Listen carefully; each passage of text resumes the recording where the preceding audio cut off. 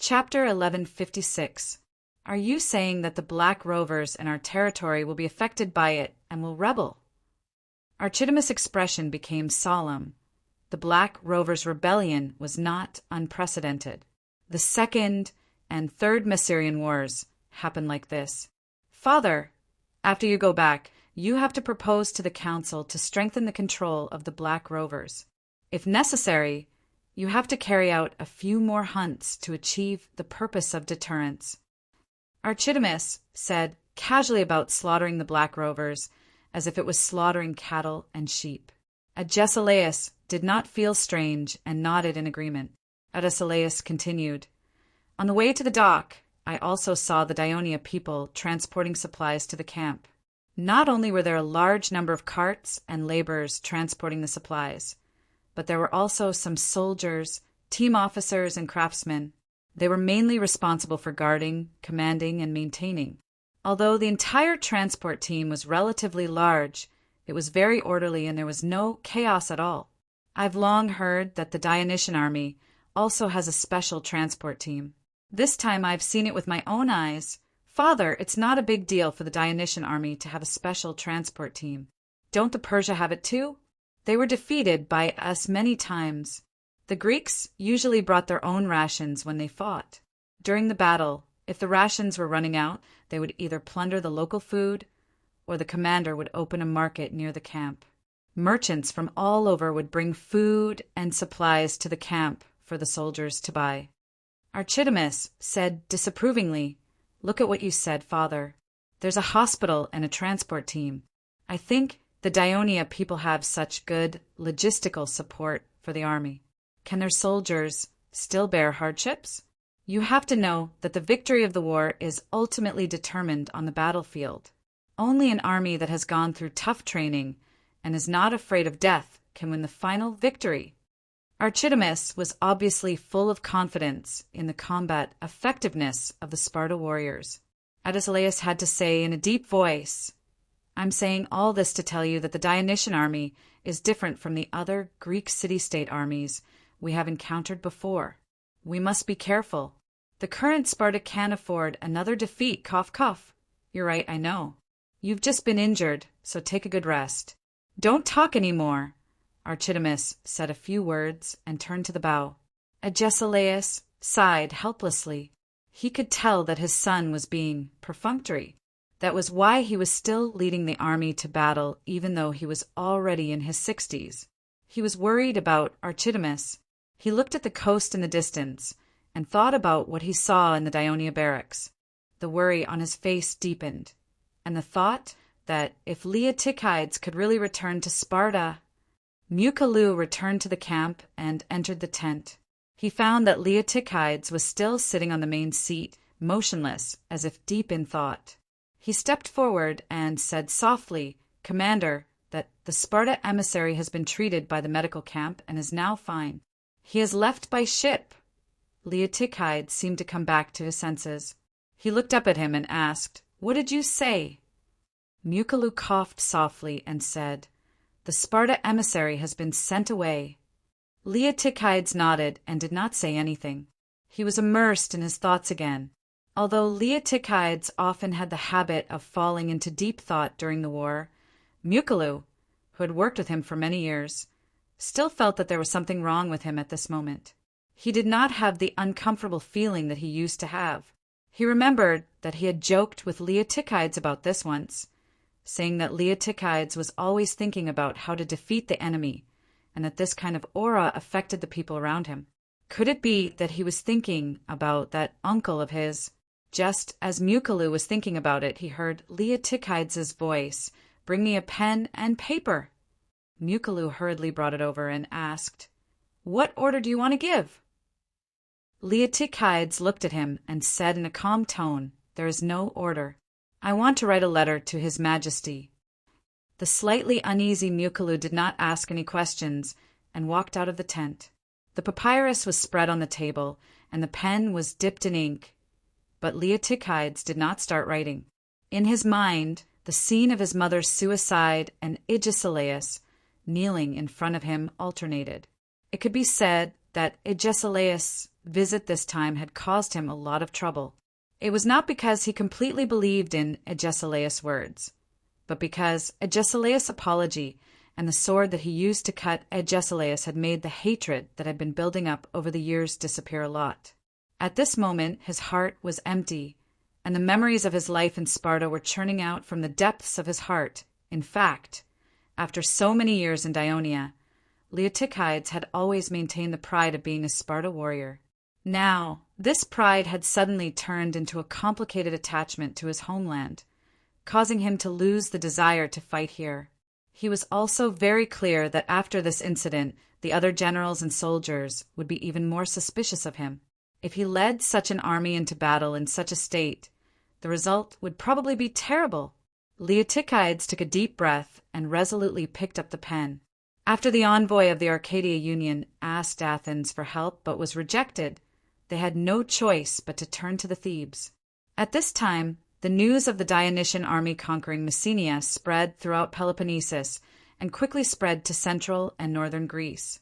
Iason, who had been closely monitoring the situation in the south, soon heard the news and was very surprised. In the past, he had heard about this new rising power in the western Mediterranean, but he did not think much about it. After all, this country had little influence on Greece. But this time, it dared to directly declare war on Sparta, and even gained the upper hand. This made him realize that the strength of Dionia was probably not just for show. So he suspended the military operations that he was preparing to carry out and decided to observe the development of the situation in the south first. He sent a lot of spies to the Peloponnesus Peninsula to gather information, and he tried his best to collect information about the kingdom of Dionia. Most of the time, he analyzed the situation in the south with his men in his mansion in Phyllis. Therefore, he reduced the number of visits to the barracks outside the city. Thus, he safely passed the day when he was assassinated in his previous life in the city. For the government of the Thebes, the request of the envoy of the Arcadia Union put them in a dilemma. Whether it was following the principle of the enemy of my enemy is my friend, or from a strategic point of view, the establishment of the Arcadia Union was a great thing for the Thebes. It greatly weakened the power of Sparta. As long as the Thebes and the Arcadia Union could unite, they could completely suppress Sparta in Peloponnesus. However, the Thessaly in the north was preparing for war. The news that Iason was going to lead the army to the south was spreading like wildfire. Even the Thebes, who had once formed an alliance with Iason, felt great pressure. They had sent messengers to Phyllis to find out what was going on.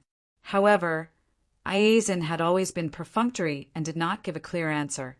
This made the Thebes even more vigilant. Even though Peropides and Epaminondas insisted on sending reinforcements to the Arcadia Union, they were strongly opposed by the other members of the council. Their reason was very good. In the case that the safety of the Thebes could not be guaranteed, the citizens of the Thebes, who had already experienced the pain of losing their city, would never agree to join the army and leave the Boeotia region. Moreover, the other city-states of Boeotia that had formed an alliance with the Thebes would also not agree to send reinforcements for the same reason. In the previous life, the Thebes also hesitated about this for a long time. It was not until Iason was assassinated and Thessaly was in civil strife that the Thebes decided to send reinforcements to the Arcadia Union. In this life, Iason had been safe and sound. Although the military mobilization in Thessaly had stopped, the pressure was still there. How could the Thebes dare to be careless? However, when the news of Dionia conquering Messenia came, the Thebes were overjoyed. They deeply felt that compared to the alliance in the north that could turn against them at any time, the newly formed kingdom in the west was undoubtedly more reliable. After the Battle of Leuctra, the Thebes led by Epaminondas wanted to take advantage of this victory to expand their victory. However, due to Iason's obstruction and other reasons, they had no choice but to sign a truce with Sparta. In fact, they were very unwilling. Now that Dionia had directly dealt a heavy blow to Sparta's nest, Sparta would inevitably shift their focus to the Dionysian army. The military pressure that the Thebes suddenly faced from the south and the north was suddenly greatly alleviated. The excited Thebes decided to send messengers to Messenia to comfort the Dionysian army. Epaminondas volunteered himself. At the same time, Peropidas solemnly told the messengers of the Arcadia Union that although the Thebes could not support the Arcadia Union for the time being, the Thebes sympathized with the situation of the Arcadians and were willing to recognize the Arcadia Union and form an alliance with it. They would also send messengers to Messenia to persuade their ally, Dionia, to help the Arcadia Union repel the upcoming invasion of Sparta. The Arcadia emissary delegation was excited when they heard this.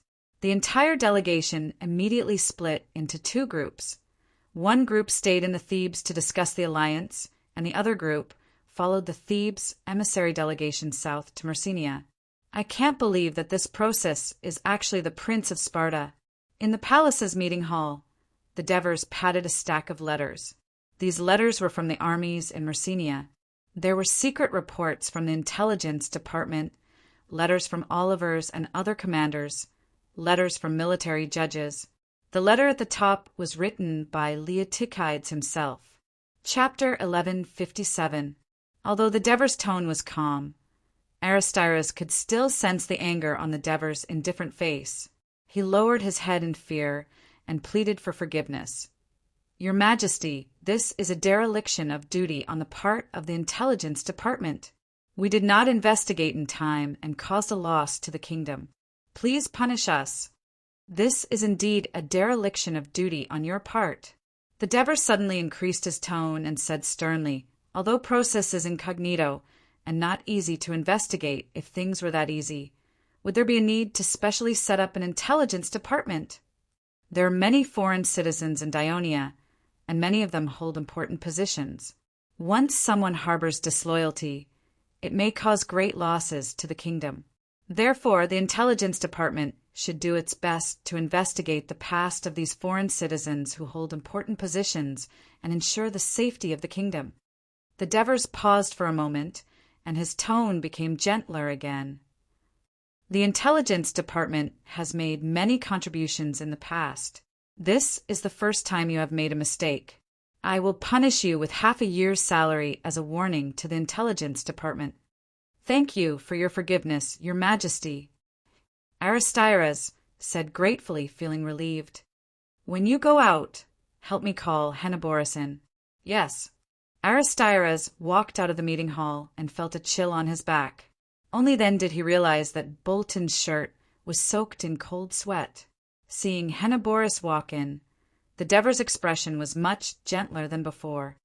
Herney, send a warrant to the Ministry of Military Affairs. Okay. Henoboris immediately sat in front of the desk and took out a pen and paper.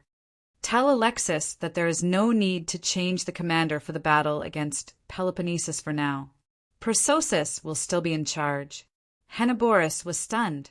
He could not help but remind, Your Majesty, Prosus is the Prince of Sparta, and now he is reuniting with his former comrade. What if he does not carry out his mission seriously and even leads the army to rebel? You think so, right? The Devers took over and laughed, his face full of confidence. Most of the soldiers are citizens who grew up in Dionia. They love and support the kingdom that nurtured them. If Prosus has any bad intentions, he will only be abandoned by them. Moreover, there are Olivers, Trotyras, and Sicerian in the army. Sparta is now like the setting sun. Prosus, who has lived in the kingdom for many years and won a great reputation, will not give up everything here and turn to Sparta that he has always hated.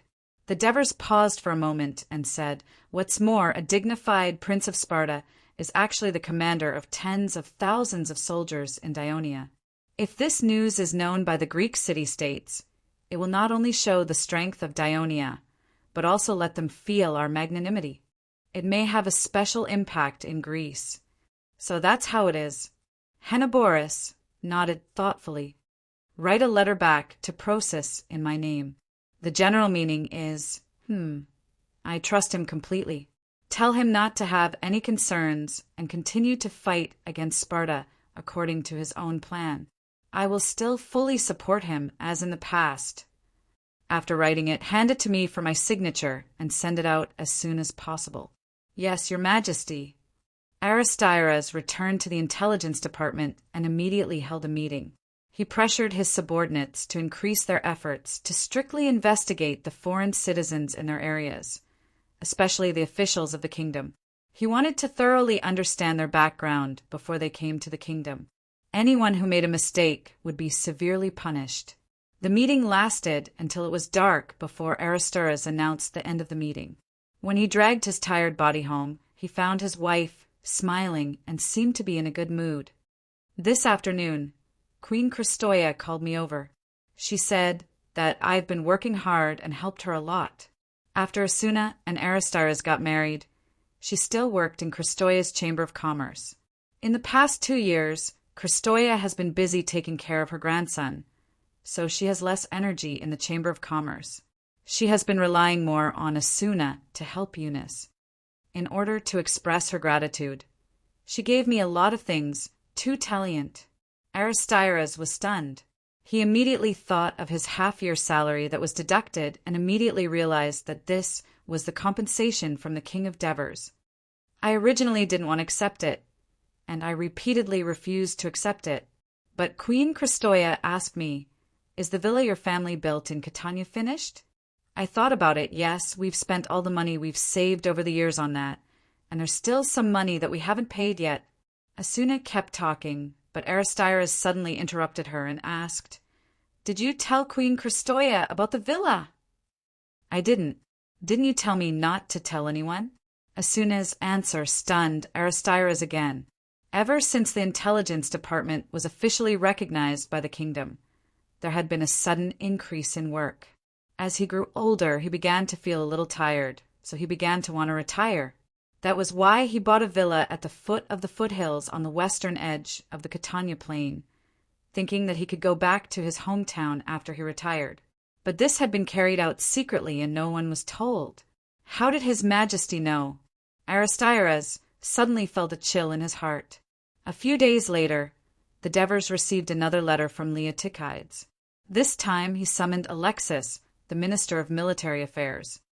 "Alexis, Persosus has sent a letter requesting to resign from his position as commander and to be transferred away from the expedition to Sparta. What's your opinion on this matter?" The Devers asked in a gentle tone. Alexis stared blankly for a moment. Glancing at Diver's face, she thought, "My opinion is exactly the same as what you just said, but you already rejected it last time." Of course, he would not say that. Instead, he frowned and said in a slightly embarrassed tone, "Your Majesty, Persosus is not only the commander of the expedition to Sparta, but also the commander of the First Legion. The First Legion is also the main force of the war. Now the army is in the war zone, and the battle with the Sparta army may start at any time. At this critical moment, as the commander, Persosus, requested to be transferred away, this will not only weaken the army's morale and combat power, but it will also seriously affect our success in the war against Peloponnesus." The Devers looked at him and said slowly, however, Persosus confessed in the letter that he, as a Sparta, missed his hometown and could not lead the army to fight the Sparta army with all his strength. So he requested to be transferred back to avoid affecting our war in Greece. This is Persosus's fault. Alexis said in a low voice, "If he had confessed his true identity to your Majesty before the army set off, he would not be in such a predicament. According to the military law, he should receive some punishment." "Well, since Persosus no longer has the desire to fight, and forcing him to stay there will only affect the war, then he should be transferred back. Of course, he must be punished. This matter will be discussed by your Ministry of Military Affairs according to the military law, and then reported to me for approval." Speaking up to this point, the Devers said in a serious tone, "However, it is not easy for the kingdom to cultivate an outstanding commander.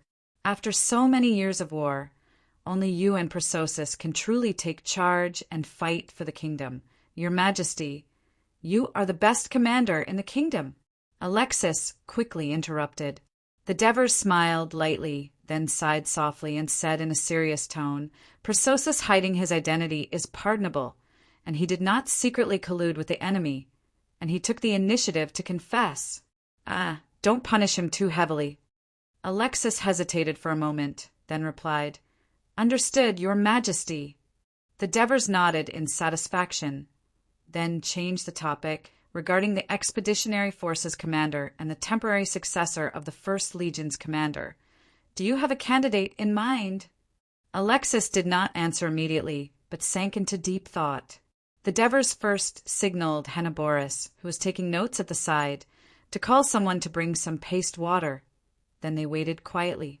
After a while, Alexis raised her head and said, "Your Majesty, the soldiers of the First Legion are more arrogant and difficult to tame than the other legions, and their first battalion commander was just appointed last year, so I'm afraid that he has not fully established his prestige in the Legion. If he were to temporarily act as the Legion commander, it would be difficult to tame the soldiers, and it would be difficult to fully display the First Legion's combat strength. The First Legion is the main force of this war, so its temporary Legion commander must be chosen carefully." The Devers nodded, expressing his agreement. According to the military law of Dionia, if an abnormal situation occurred during wartime, the Legion commander could temporarily take over the position by the 1st Battalion commander.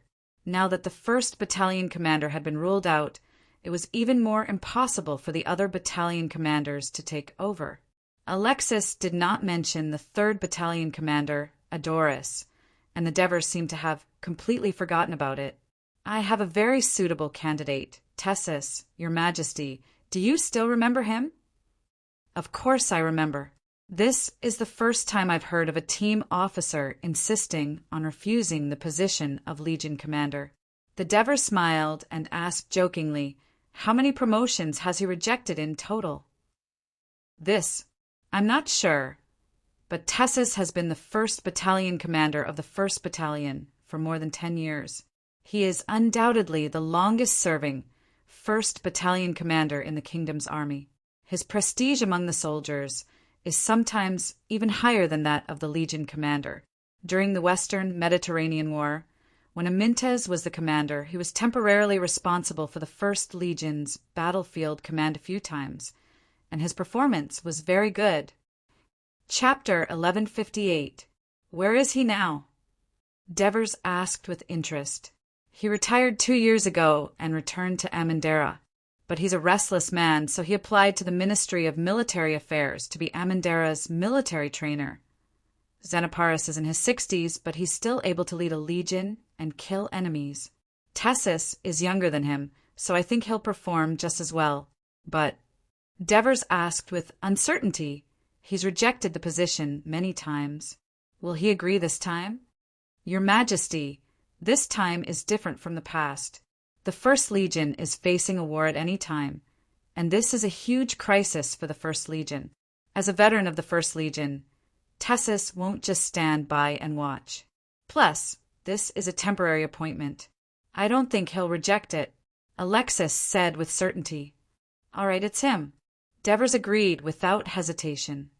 "What about the candidate to replace Persosus? What do you think of him, Your Majesty?" Alexis asked hesitantly. "He's a fierce general. He'll have no problem charging into enemy lines, but he lacks the experience to command multiple legions. Plus, the political situation in Greece is complicated," Devers said tactfully, but Alexis understood. "What about Olivers?" "Olivers is indeed quick-witted, but he also lacks the experience of commanding multiple legions in battle. Also, he is sometimes not decisive enough at critical moments. Now, the army is facing the Spartans." Divers' words were equally tactful. "What about Lazaro?" "Did you forget that I specifically said not to send non-Greek citizens to battle? Not to mention, he's the commander of an army." "Your Majesty, I was careless." "Then what about Helos?" "Why would Helos suddenly abandon his duty as the chief executive of the Turris region and go to Peloponnesus to lead the army? Plus, he's been away from the front lines for many years. I'm afraid he's rusty at commanding battles. Not only him, but Capys is the same." Devers was a little dissatisfied with the candidates he had proposed. He couldn't help but say, "What do you think of Patroclus?" Alexis was prepared for this and immediately replied, Patroclus is indeed a suitable candidate, but he is currently in the Wave River region and has to fight against the Gullians at any time. He also has to ensure the stability of the Wave River region, so it is not suitable to transfer him away at this time. Sextus is the same in the Iberian region, and although Chalcidius is also very capable, he lacks the experience to command a large army. Devers looked at him and said in a more serious tone, "There are so many generals in the kingdom. Can't you find a suitable candidate?" "Your Majesty, any of the generals mentioned above are qualified to be the commander-in-chief of an army. It's just that this is our first expedition to Greece. In order to better display the strength of our kingdom to our mother country, we have higher requirements." Alexis also tried to persuade him in a tactful tone. He paused for a moment and then said happily, "Your Majesty, I've thought of a suitable candidate. He should be able to meet your requirements." "Oh, tell me." "Printos," Alexis said confidently. Although he is now the chief of staff, he was once the commander of the 14th Legion. He also commanded many legions during the Western Mediterranean War. His performance was outstanding. Your Majesty should know more about his achievements than I do. But he is now the chief of staff and has a lot of work to do. We can let Talmud or Felicius take over for the time being. Devers stroked his chin and said, "Wait for me to discuss it with Printos personally and listen to his wishes before making a decision." After watching Alexis walk out of the conference hall, Devers said softly with some emotion, "Many of the old people in the Ministry of Military Affairs are not very willing to give more opportunities to the young. It seems that even Alexis is no exception." At this time Hennepolis said, "Your Majesty, I see that Lady Alexis and Lord Printos have a very close relationship." Hearing this, Devers was silent for a moment before slowly saying, "They have been comrades for many years." "Your Majesty." Hennepolis looked at Devers and mustered up the courage to say softly, "I also have a suitable candidate that I would like to recommend to you." "Oh, you also have a candidate?" Devers became interested and said with a smile, "Tell me about it." "I think Prince Clotocatax is suitable to be the commander of the expeditionary army." The candidate that Hennepolis mentioned was beyond Devers' expectations. He looked at Hennepolis and thought to himself, "My son hasn't returned to Turiae for long and hasn't had much contact with Hennepolis. Is this just Hennepolis' own idea?" Devers asked tentatively. "Clotho rarely goes into battle and has no experience in commanding an army. How can he be the commander? This is a war of life and death, not a game. Prince Clotho doesn't have any experience. Printos can assist him. Your Majesty, didn't you say before that you transferred Prince Clotho back from Rome to give him a greater responsibility?" "Prince Clotho is your heir and the future king of Dionia. Although he can't be as victorious as you on the battlefield, he should at least have a certain amount of influence on the army. Otherwise, in the future, when facing military generals like Alexis and Amyntas who have decided the life and death of millions of people, will he be able to calmly refute their suggestions and put forward his own opinion?" Hennepolis said earnestly. Devers looked at him for a long time and sighed gently. "In the entire kingdom, only you can think for me like this." At dusk, the Devers returned to the mansion on the hill. Dinner was the liveliest time for the Devers royal family. The large round table was full of people. King Devers and his 2 wives, Clotocatax and his 2 children, Mr. and Mrs. Abalx and their 1 child, Eunice and his wife. Eunice married the famous sculptor Arax of Tarentum last year, Bryant's of Rhea, Cynthia and her 2 children, and Adoris's wife, Edu, and her child. Since a few years ago, when the children gradually grew up and began to have their own families and careers, the Devers and his wife had entered their old age and longed for the family to be lively and prosperous. However, the mansion was often lonely, so the Devers hired the best engineers in the kingdom to design the mansion according to the terrain of the entire hill. Then, Christoia paid a huge sum of money to hire a large construction team to build many mansions on the hill according to the drawings.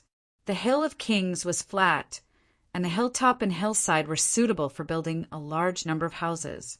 However, because of the Devers' noble status, there was only one mansion on the entire hill. Because of the sufficient funds, a few more mansions were built on the hill in just half a year.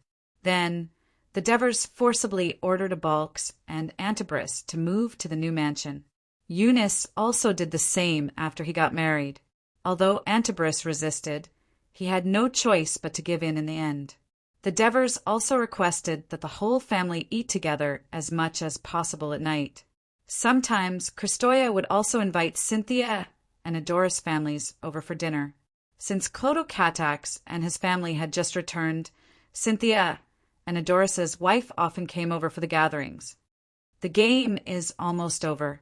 Our team is still 1 point behind, but we still have one last attack. We're only 3 meters away from the end line. 3 meters isn't that far, right? Antibris asked the children around him. Yes. A few of the older children answered, and the younger ones followed suit. But Antibris drew with both hands and said with a serious expression, "The opposing team's players formed a dense wall in front of us. There was no gap for us to pass through. What should we do?" After the referee blew the whistle, the game began. Our team's quarterback passed the ball to the left winger. After diverting the opponent's attention, he quickly passed the ball to the player next to him. The player who received the ball was me. The children gasped in surprise. There wasn't much time left. I held the ball, lowered my head, and arched forward with the help of my teammates. The opposing players tried their best to block me, and a few of them even fell on top of me. I used all my strength to carry them, and arched forward. There were feet in front of me, and I couldn't see where the end line was. It felt like time was passing by. Suddenly, I heard the whistle, and we scored. The game is over. Our tourist team won the championship of the Kingdom Rugby Championship, and I, your uncle, became the best player in the final. Wow. Uncle, you're amazing. Antibris was proud of himself under the admiring eyes of the children. Wasn't it just an outstanding performance in the final last year? Look at you, bragging every day. Eunice could not help but say, "I've always thought that the reason you were able to succeed in the end was because of your identity. UDS players did not dare to hurt you.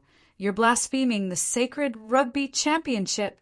Antibris was so angry that his face turned red. He stood up abruptly.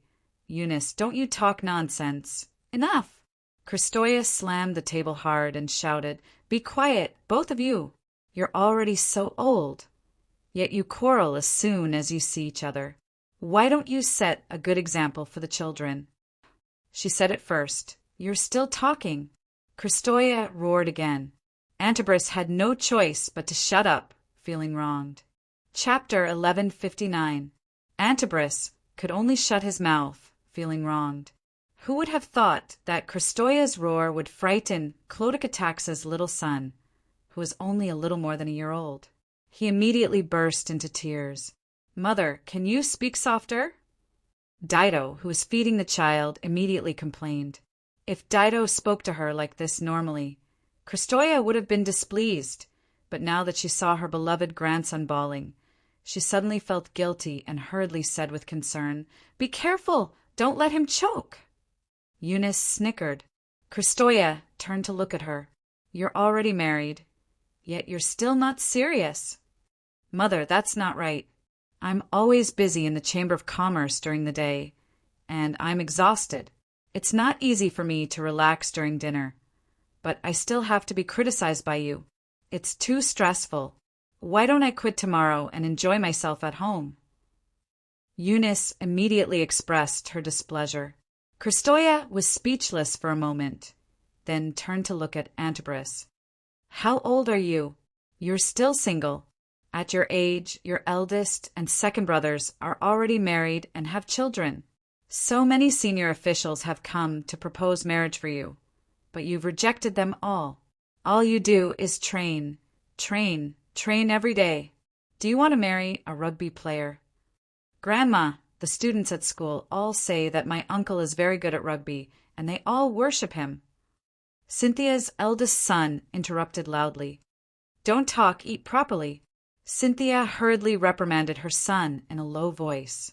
Antibris was very proud of being praised by the younger generation, but when he saw Christoia glaring at him, he hurriedly put on an aggrieved expression. Mother, didn't I meet them every time according to your request? But I really didn't get hit by Eros's golden arrow. There's nothing I can do about it.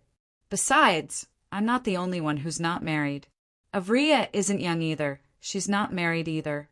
Avria, who was eating quietly, immediately blushed. Third brother, little auntie, you're bullying Avria again. Eunice immediately reprimanded him loudly. Hey, I told you, don't call me that. Bryance yelled. Are you two done? Clodocatax finally couldn't help but yell, Can you eat quietly? If anyone dares to cause trouble again, you can leave first. The dining room fell silent. Eunice and Bryance lowered their heads and ate.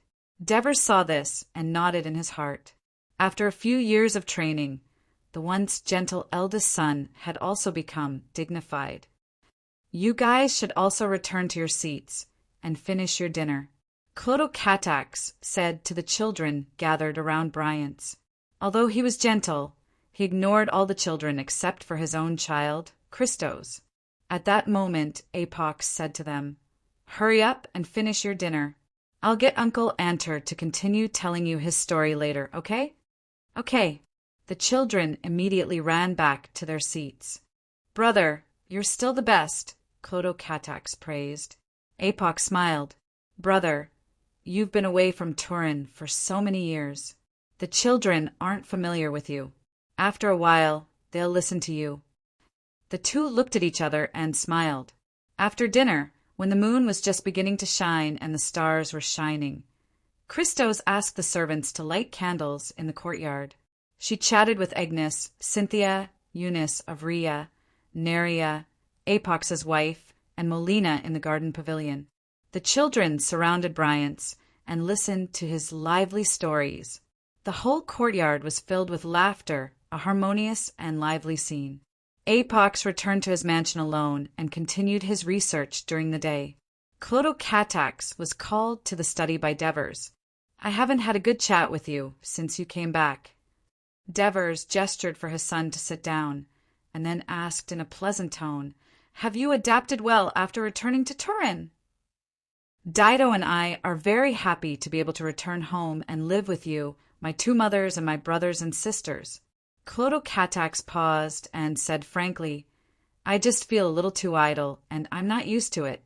It seems that you still have some complaints, Devers said with a straight face. Divers pretended to be serious. Seeing that his son was eager to explain, he waved his hand and said with a smile, I was going to let you rest for a few days and assist me in managing the affairs of the country. But Henepolis gave me a suggestion today. Clodocatax saw that Devers suddenly stopped talking and was not in a hurry to ask. After a while, when Devers still did not speak, he asked, What is it? Devers did not respond immediately and then asked, What do you think about the kingdom sending troops to Peloponnesus? Clodocatax thought about it seriously, and then said unhurriedly, Although this time is different from the previous wars, and we are taking the initiative to send troops, in fact, Sparta has been hostile to us for a long time.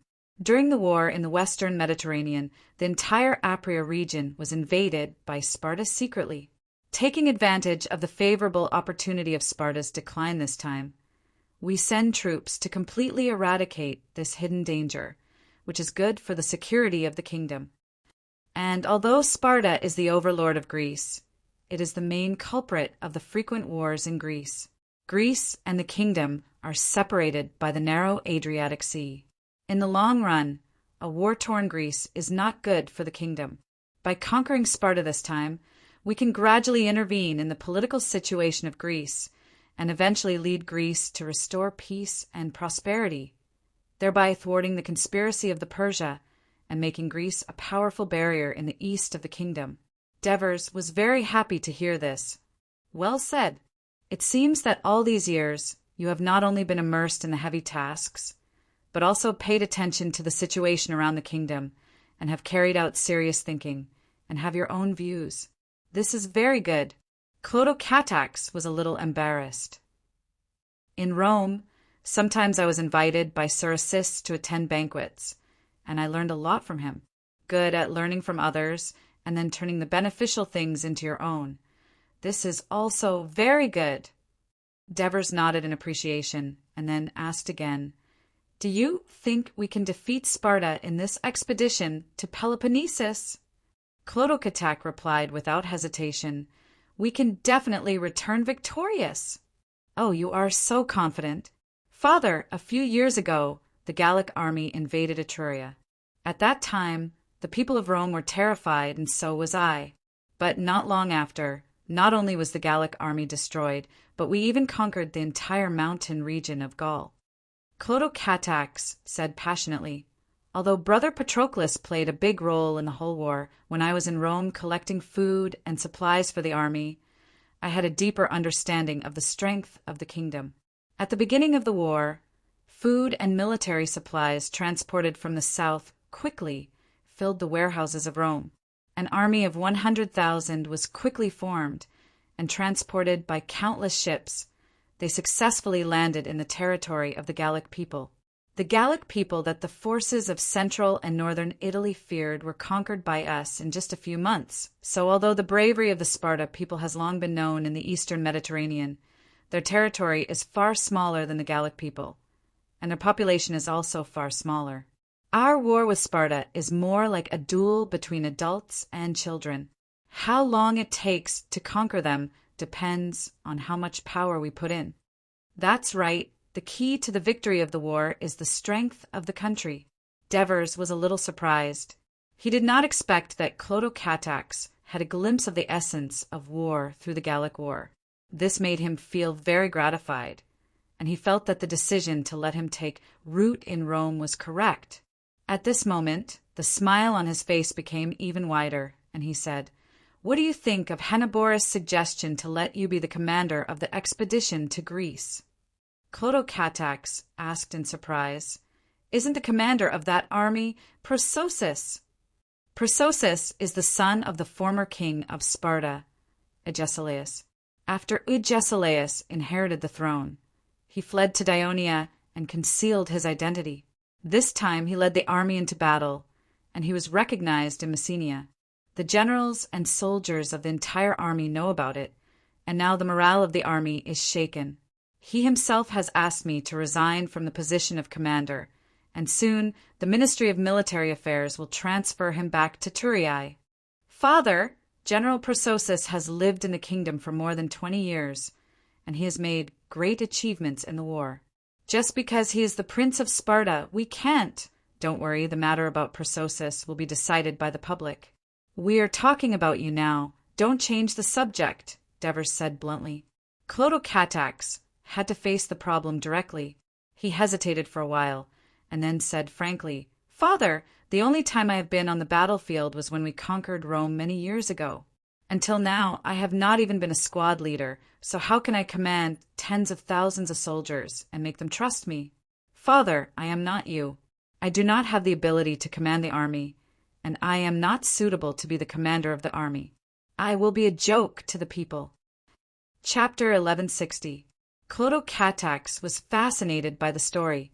He asked curiously, "Since that scoundrel is not good at leading troops in battle, why did he win in the end?" "There are two main reasons for his victory." Devers looked at his son and slowed down his speech, but his tone became more serious. First, he was good at using people. He let excellent people who were good at handling administrative affairs to govern the territory he conquered, and provided sufficient logistical support and soldiers. He let talents who were good at commanding battles serve as generals to lead the army in battle, and let talents who were good at strategizing advise him. Those who relied on him were able to make use of their respective talents. Second, he was good at absorbing the correct opinions of his men, and was good at correcting mistakes. Therefore, he was able to grasp the overall situation of the war more accurately and formulate the right strategy. This is why he was able to win in the end. After listening to this, Clodocatax fell into deep thought. Devers said softly and earnestly, As a king, you don't need to master the ability to command troops, but you need to master the ability to command generals. Give them tasks that suit their talents and let them fight for you. Your main focus should be on analyzing and grasping the overall trend of the war. For this reason, I will appoint Printos as your staff officer and Koreas as your military diplomat to provide you with advice at any time. Dionia was founded on military force, and its citizens were proud of their military exploits. If you are a blank in military affairs, you will lack prestige among the people in the future. Moreover, the Ministry of Military Affairs is the most important department in the kingdom. It is only under the jurisdiction of the king. If you want those generals with outstanding military exploits to completely obey you, you must also do something in military affairs. When you just came of age, you worked in the staff office for a period of time, so you should have some understanding of the situation of the kingdom's military affairs. You have also been in Rome to prepare military supplies for the army that went to Gaul. If you add this to the battle, you will have a comprehensive understanding of the entire military operation of the kingdom. In the future, no one will be able to fool you in this regard. Dever's patient guidance moved Clodocatax. He said in a low voice, "Father, I am willing to go to Myrcenia." "Good, good." Devers nodded in satisfaction. But Clodocatax hesitated for a moment before speaking with a serious expression. The citizens of the kingdom can't focus on farming or business. They spend most of their time on military training and only think about fighting and earning merits. If this goes on, I'm afraid it won't be good for the stability of the kingdom. Devers stopped smiling and looked at him seriously. I'm glad that you can see this. The reason why Dionia rewards wars is because we have been surrounded by powerful enemies since the beginning of the kingdom's establishment. We have no choice but to do so in order to survive. It's impossible to carry on like this for a long time, but we have to defeat the powerful enemies that threaten us and ensure the safety of the kingdom. Clodocatax breathed a sigh of relief. He was worried that his father wouldn't listen to his suggestion. Devers sighed softly, then said to him with a serious expression, "But you have to understand that the system of rewarding wars has been implemented for so many years. It's deeply ingrained in the people. It can't be changed all at once. We have to work hard for several generations to change it bit by bit. Also, you have to understand that even if we defeat all the powerful enemies in the Mediterranean Sea, we can't completely put down our weapons and shields. That will cause the people of the kingdom to gradually indulge in comfort, become cowardly and fear war. In the end, they will be destroyed by a new rising force like Carthage. Therefore, how to balance the two is a headache for me, for you, and for our future generations. But it's also a very important problem." Late at night, Clodocatax returned to the mansion on the mountainside. After taking a bath, he walked into the bedroom. Dido was sitting on the edge of the bed, holding the child and softly humming Giao. When she saw her husband come in, Dido asked the female servant standing next to her to carefully carry the sleeping child to the outer room to sleep. She then asked in a low voice, "You're back. What did father call you to talk about?" Clodocatax didn't answer immediately. He looked around and asked in a low voice, "Why don't I see Chris?" "Your mother left him on the mountain again," Dido said coldly. Hearing the anger in his wife's voice, Clodocatax quickly comforted her. "Mother loves Chris. She'll definitely take good care of him. Anyway, they're close, so don't worry." "How could I dare to worry? Your mother is the princess who is deeply respected by the people of Dionia. Even father has to listen to her." Dido sneered to express his dissatisfaction. Clodocatax remained silent. He was already used to it. He knew that it was best not to speak at this time. As expected, Dido only vented for a while before asking, "What did father say when he called you over?" "Father wants me to be the commander of the army that will go on an expedition against Peloponnesus," Clodocatax said truthfully. If it was an ordinary woman, the first thing that would come to her mind would be the safety of her husband. However, Dido's thoughts were different. She immediately asked in surprise, "Isn't the commander of that army Persosus?" He has already led the army to conquer Messenia and made a great contribution. How can he let you take over? Is father preparing to send another army? General Persosus is the prince of Sparta. Clotocatax briefly explained the situation. I see. Dido's pretty face lit up with joy. Now I can rest assured.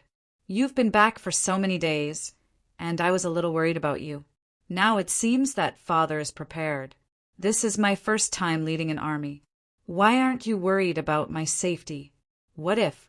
Clotocatax said half jokingly and half seriously. Since father dared to let you go, he must have made thorough preparations. How could you be in danger?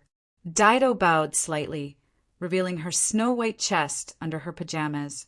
She smiled brightly, and the bedroom was lit up. Your Highness, I wish you victory in advance and become the hero of the kingdom. Clotocatax gulped.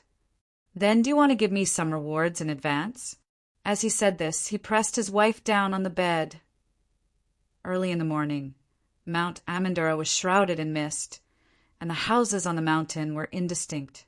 In the open space in front of the Temple of Zeus at the top of the mountain, many years ago, some people proposed to rebuild the Temple of Zeus into the Temple of Hades, the guardian of the kingdom. But this was opposed by the old people. They believed that it was because of the protection of the Temple of Zeus that many Amandurans survived the Lacanian invasion. Due to their persistence, the Temple of Zeus was now the only Temple of Zeus in Greece, and people from other towns often came to worship it. Hundreds of young men in military uniform stood in a neat line. At the front of the line stood an old man with white hair and beard.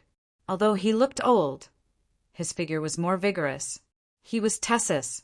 At this moment he said with a dignified expression, Arsenes, is everyone here? Yes. Not yet.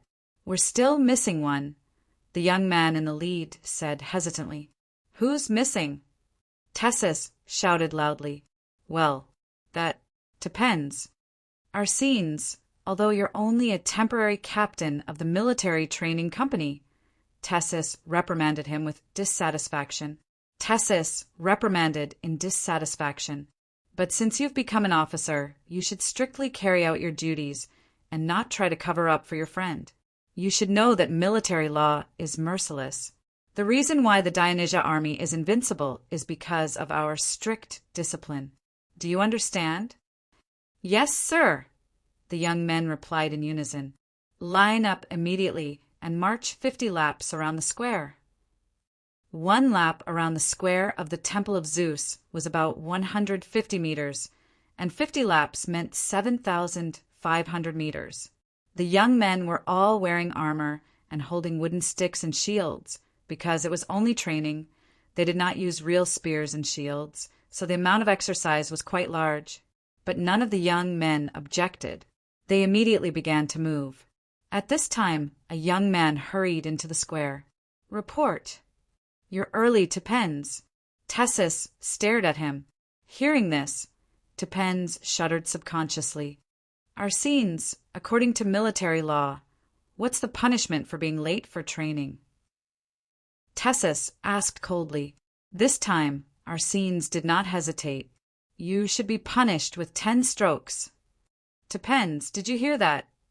Tepens immediately panicked and tried to defend himself. Uncle Tessus, I'm late because there are only soldiers and instructors on the training ground. Get down. Tessus strode over and gave Tepens a kick. Tepens did not dare to dodge. After taking the kick, he obediently lay down on the wet ground. Tepens looked very obedient, but in fact he was the second son of Legion Commander Troturus.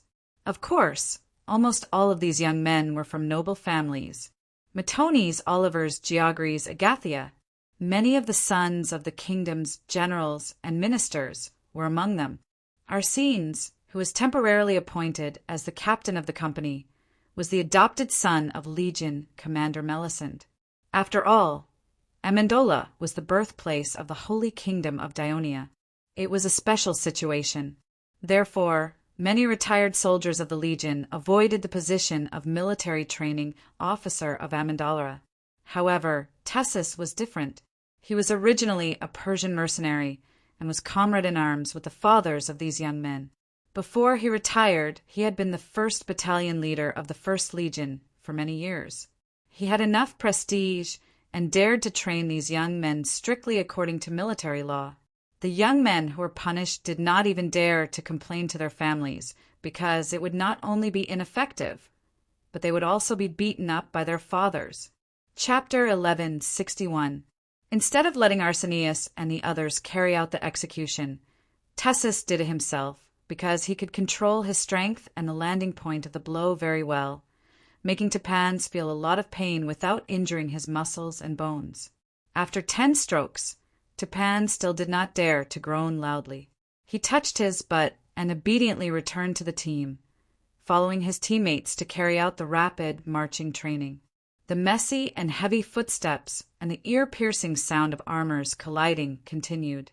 Then, led by Arsenius, the young men sang the Song of the Legion in unison, covering the noise. After 50 laps, although the formation of the whole column was not in a mess, most of the young men were already panting, and a few of them could not even stand steadily. When the young men wanted to catch their breath, Tessus's stern voice sounded, "There is an enemy 100 meters in front of you. Immediately split the column into phalanxes. March steadily for 50 meters. Merge into a continuous horizontal formation, and then charge." Hearing this, there was a small commotion in the team, and some people expressed their dissatisfaction in a low voice. Tessus glanced at the team with a dignified face and said disdainfully, "What's wrong? You can't even complete this little exercise." When Legion Commander Amyntas led the First Legion to the first battle with the Rome in the Wolsey territory, in order to seize the opportunity, the entire legion of 8,000 people, whether heavy infantry, light armor, or light infantry, immediately went into battle after marching for more than 10 miles. You should know that the Rome army was very strong at that time, but the soldiers of the First Legion dragged their tired bodies and finally defeated the Rome army, obtaining the first victory against the Rome army. Of course, the casualties were not small. There was a flash of sadness in Tessus's eyes, and he said in a serious tone, "You said that you want to become an excellent soldier of the First Legion, but you can't even complete this small task. What qualifications do you have to become an official soldier? I think it's better to take the kingdom's examination and become a public official of the kingdom." The panting in the team disappeared, and every young man's face turned red, staring at Tessus. Arsenius shouted sternly, "Attention, brothers! Column into phalanxes! Roar!" The youths responded in unison. In the kingdom of Dionia, the military trainers were also divided into ranks.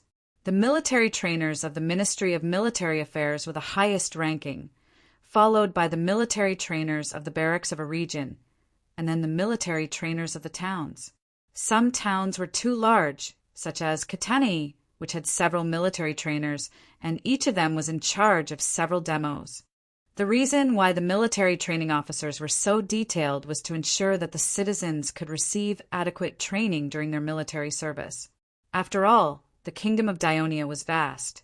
During the busy farming season, the military camps in a region would only train once every 7 to 8 days, and it would take an entire day for the citizens to gather at the military camp. That was why the military training was usually carried out by the military training officers of various towns and dermo districts. They would seize all their free time to conduct strict military training for the citizens nearby, such as morning and night training, to help the citizens improve their military capabilities. This was an important manifestation of the importance Dionia placed on the military. The military trainers in towns and demos were basically retired soldiers of the Legion.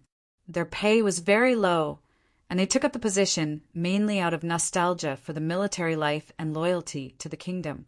Despite years of development, Amendola was only a small town with a population of a little more than 10,000.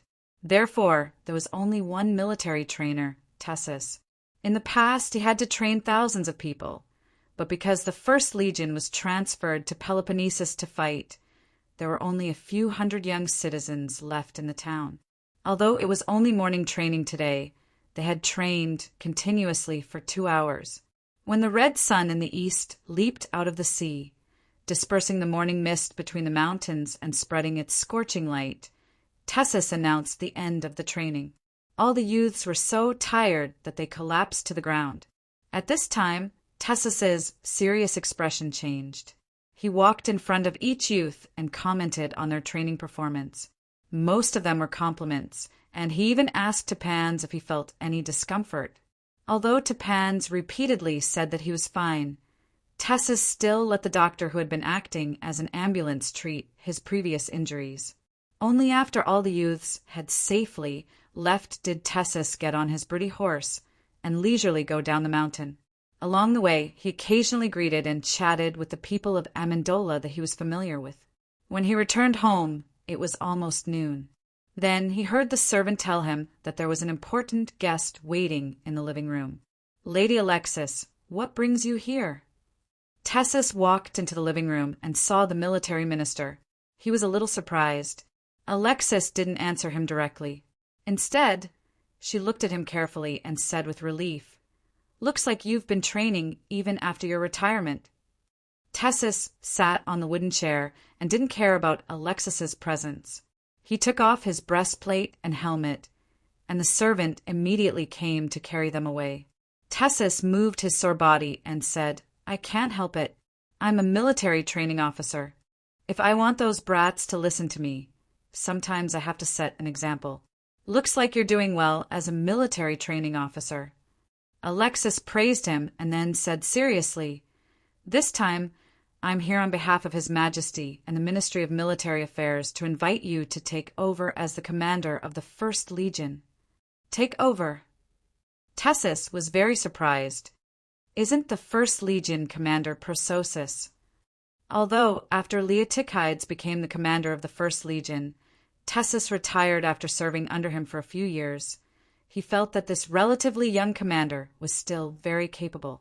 Alexis sighed and briefly explained the matter of Persosus being the Prince of Sparta. Then she said sincerely, "I know that you've always refused to be a commander, but the situation now is special. The First Legion is on the battlefield, but it lacks a commanding officer. A battle could break out at any time, causing too many casualties. If I appoint someone else to be the commander of the First Legion, I'm worried that they won't have time to familiarize themselves with the Legion, build up their prestige, and convince the soldiers. They won't be able to fully utilize the strength of the First Legion. I've thought about it, and only you are the most suitable. Are you willing to take over the position and help the First Legion overcome this difficult time?" "All right, I'm willing to accept this appointment." Tessus didn't hesitate, but he emphasized, "But this is only a temporary appointment. When the war is over, I'll still have to retire and go home." "No problem." Alexis nodded and agreed. "When do we leave?" "We'll have to wait for a few days because the Ministry of Military Affairs is preparing to send the 7th Legion and the 1st Cavalry Legion to Messenia." "Is there a need to send so many soldiers to deal with Sparta?" Tessus was confused. "This is His Majesty's decision," Alexis simply replied. "Right, Persosus resigned as the commander of the First Legion, and also resigned as the commander. Then, who will be taking over as the commander of the expeditionary force?" Tessus suddenly remembered to ask this question. Alexis hesitated for a moment, then said, "Clotocatax." "Who?" Tessus was stunned for a moment, then immediately realized who she was talking about. His eyes immediately widened. How can he be the commander? Even if he is His Majesty's eldest son, he has never had the experience of commanding an army in battle. Chief of Staff, Printos will be the temporary Chief of Staff for this army, mainly in charge of military affairs. Alexis interrupted him and said simply, "Actually, with regards to this appointment given by the King of Devers, the other officers in the Ministry of Military Affairs didn't really agree with it. However, the army was under the direct control of the King of Devers, so under his insistence, Alexis could only obey. Although Sir Printos will be helping, it is still a bit rash to let Prince Clotocatax be the commander." Tessus was still muttering. This is an order from His Majesty himself. Alexis emphasized again. Tessis didn't say anything else. As an old general, this time when you go to Peloponnesus, you must properly help Prince Clodocatax. This is also for the First Legion. Alexis reminded again, how about this, you go to Turin tomorrow and meet with His Royal Highness, and help him deal with the military affairs of the expedition. All right, I'll listen to you, Tessis reluctantly agreed. The next day, when Tessis arrived at the Turin military camp, he was welcomed by Clodocatax with great respect. This was out of Tessis's expectations, and it made him have a good impression on him. And in the process of dealing with military affairs, not only did Clodocatax actively listen to the opinions of Printos and Tessis, but he also showed his familiarity with military affairs and began to change Tessis's misunderstanding of his lack of military experience. A few days later, the 7th Legion went north and stationed at the Turin military camp. A few days later, the 2nd Fleet arrived at the port of Turin from Lillib. Under the warm send-off of the Devers and ministers, Clodocatax led the 7th Legion, the 1st Cavalry Legion, and some other troops, a total of more than 10,000 people, boarded the warships and set off for Peloponnesus Peninsula. In January of 370 BC, the 24th year of the Kingdom of Dionia, the fleet arrived at the coast of Messenia. At the simple dock, Clodocatax, who disembarked, was warmly welcomed by the senior generals of the expeditionary army and the Messenian councillors, led by Tisius. Chapter 1162. Clodocatax, who was entrusted with the task by the Devers, obviously did not have such thoughts. He first walked in front of Leotychides and solemnly saluted him, then said sincerely, General Prosos, thank you for your meritorious service for the kingdom. As for your voluntary resignation as the commander, Father expresses his understanding and hopes that you will not be too bothered by it. He also asked me to bring you a letter written by him. After saying that, he took out the letter from his pocket with a slightly exaggerated gesture and slowly handed it to Leotychides. This scene was seen and heard by the people around, especially the generals of the army. They immediately understood one thing. Even though Prosos was the Prince of Sparta had been proven, he still did not lose the trust of the King of Devers. Since Agelaus' visit, under the connivance of some people, some news had spread among the army, causing the morale of the army to be somewhat unstable. Even if Leotychides tried his best to rectify the situation, the effect was not too good, because there was a rumor that Prosos would be removed from his position as the commander and returned to his country to be investigated and punished. Now it seemed that the rumor was only half right. General Prosos was still highly regarded by His Majesty. At least this could make the soldiers of the 1st Legion feel at ease. Leotychides' stiff face had a slight change of expression. He took the letter and said, Thank you for your trust, Your Majesty. I hope that everything will go smoothly in the upcoming battle. Your Highness. General has made outstanding contributions and is familiar with the situation of Peloponnesus. I still have many things to ask General. Clodocatax said sincerely, Sure. Leotychides nodded without hesitation. Clodocatax turned to the commander of Legio IV and said with the same sincerity, Uncle Olivers, this is my first time as a commander. I hope to receive your help. After Agesilaus' visit, Oliver saw a glimmer of hope that he would take over as the commander. But when the envoy from the Ministry of Military Affairs arrived at Messenia before the fleet and announced a new appointment to everyone, this commander, who was a friend of the Devers, immediately understood His Majesty's intention and quickly adjusted his mentality. At this moment he said with a smile, Your Highness Clotho, please rest assured, I will do my best to assist you. Thank you, Uncle Olivers. After Clodocatax expressed his gratitude, he turned to the Legio VI commander and said, Commander Torres, it's a pleasure to fight alongside you. Before Clodocatax could finish, Trotyrus quickly saluted and said loudly, Your Highness, please rest assured, I will strictly abide by military law and execute your orders. Although Trotyrus was also one of the soldiers of Menon's mercenary army, he was not in the company that the Devers belonged to. so he did not build a deep friendship with the Devers like Helos, Matones, and Olivers during their time in Persia. However, he was very content. He felt that compared to his comrades who died in battle, were disabled, and retired, being able to have his current position was already the greatest blessing that Hades had given him. Even when Georges retired and the Ministry of Military Affairs wanted to promote him to the commander of the 5th Legion, he expressed his refusal and stayed in Sirmium. Now, he did not think too much about the position of commander. Even if the person who took over as commander was Clodocatax, who had no military experience, he firmly believed that the king of the Devers, who had led them to countless victories, would not give this appointment randomly. After getting the promise from the 2 commanders of the expeditionary army, it was much easier for Clodocatax to take over the army. He walked towards Tisius happily. When Tisius saw Clodocatax approaching, he immediately bowed respectfully and said, "Your Highness!" Clodocatax quickly held him up and said, "Sir Tisius, thank you for your hard work. Father asked me to bring him a message, and these are his exact words. When you arrive in Messenia, you must pay a visit to Tisius. Tell him that he has completed the mission given by the kingdom very well. I hope that he will continue to lead the other citizens of Dionia to work hard so that Messenia can develop faster and better. Not only will it become Dionia's strongest ally in Greece, but it will also become a very powerful ally. If they can do this, the kingdom will not forget their contributions." Tisius turned around and said excitedly to the crowd, "Did you all hear that? This is His Majesty's affirmation of our achievements. His Majesty also encouraged us to build Messenia better. Long live the King of Dionia!" The Dionia's counselors shouted excitedly, and the native Messenian counselors also followed suit.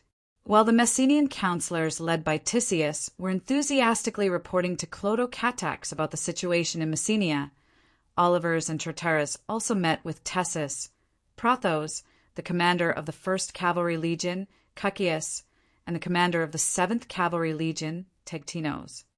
"Printos, I'll have to trouble you to assist His Highness in handling the military affairs." Although Printos was the chief of staff and was higher in rank than Olivers, Olivers considered himself a veteran of the army, so his tone was preachy. Printos did not seem to be displeased by this. Instead, he said humbly, "No, Commander Olivers, I can't do it alone. We need everyone to discuss and work together to finally achieve victory in this expedition to Greece." Olivers was stunned, and his face turned slightly red. When he learned that the chief of staff, Printos, had become the temporary chief of staff of this army, he understood that His Majesty wanted him to escort Clodocatax, so he could not help but feel a little jealous. However, this senior officer of the kingdom's Ministry of Military Affairs, who was more than 10 years younger than him, not only took the initiative to discuss with everyone, but also addressed him according to the requirements of military law to show respect. This made Olivers appear to be too petty. Just when he was still hesitating whether to make up for it, he heard Printos say, "Although His Highness lacks experience in military affairs, he is very intelligent and cool-headed.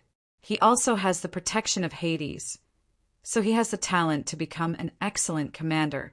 Also, before I left, His Majesty repeatedly told me that I can provide various suggestions to His Highness, and even criticize and correct the orders he wants to give. But it is best not to exercise command on his behalf." Oliver's heart skipped a beat. After a moment of silence, he glanced at Printos and said to the person behind him, "Tessus, I didn't expect that you would be the one to take over as the commander of the 1st Army. I also didn't expect that I would be called back by the Military Affairs Department to become the commander of the 1st Army after I retired. Sir Olivers, you know that I don't want to be the commander of the 1st Army. There are too many troublesome matters. Fortunately, it is only temporary." Tessus spread his arms and said with a teasing smile, "But I am still very happy to be the commander of the 1st Army and be ranked ahead of you." The reason why Tessus dared to joke like this was because he had a good relationship with Olivers. In his early years, he was under Matones' command. He was lazy by nature, which gave Matones a headache. On the other hand, Olivers, who had always been against Matones, would secretly send people to encourage Tessus to continue doing this as expected. Olivers laughed and scolded. "Well done, Tessus. A temporary commander of the First Army is enough to make you arrogant. Do you think you can lead the First Army with your body after you're retired? You are 2 years older than me." "If you can, of course, I can too," Tessus retorted. "You brat. You are so stubborn now. I will hold a feast for you tonight, and I will get you drunk." Olivers laughed and scolded. Tessus didn't say anything because he couldn't hold his liquor well. "Lord Olivers, will I be at the feast tonight?" The commander of the 7th Army, Tegdicus, interrupted. In the War of the Western Mediterranean, Tegdicus led the 9th Army to conquer the entire island of Sardinia. Although the 3rd Fleet played a big role, Tegdicus still played an important role. Therefore, after the war, the Devers had planned to transfer Tegdicus to the Ministry of Military Affairs to replace the old Hieronymus as the military training officer, but he refused. He preferred to stay in the army, so the Devers had to promote him as far as possible to the front of the army. According to the military tradition of the kingdom, the higher the rank of the commander, the higher the position in the army.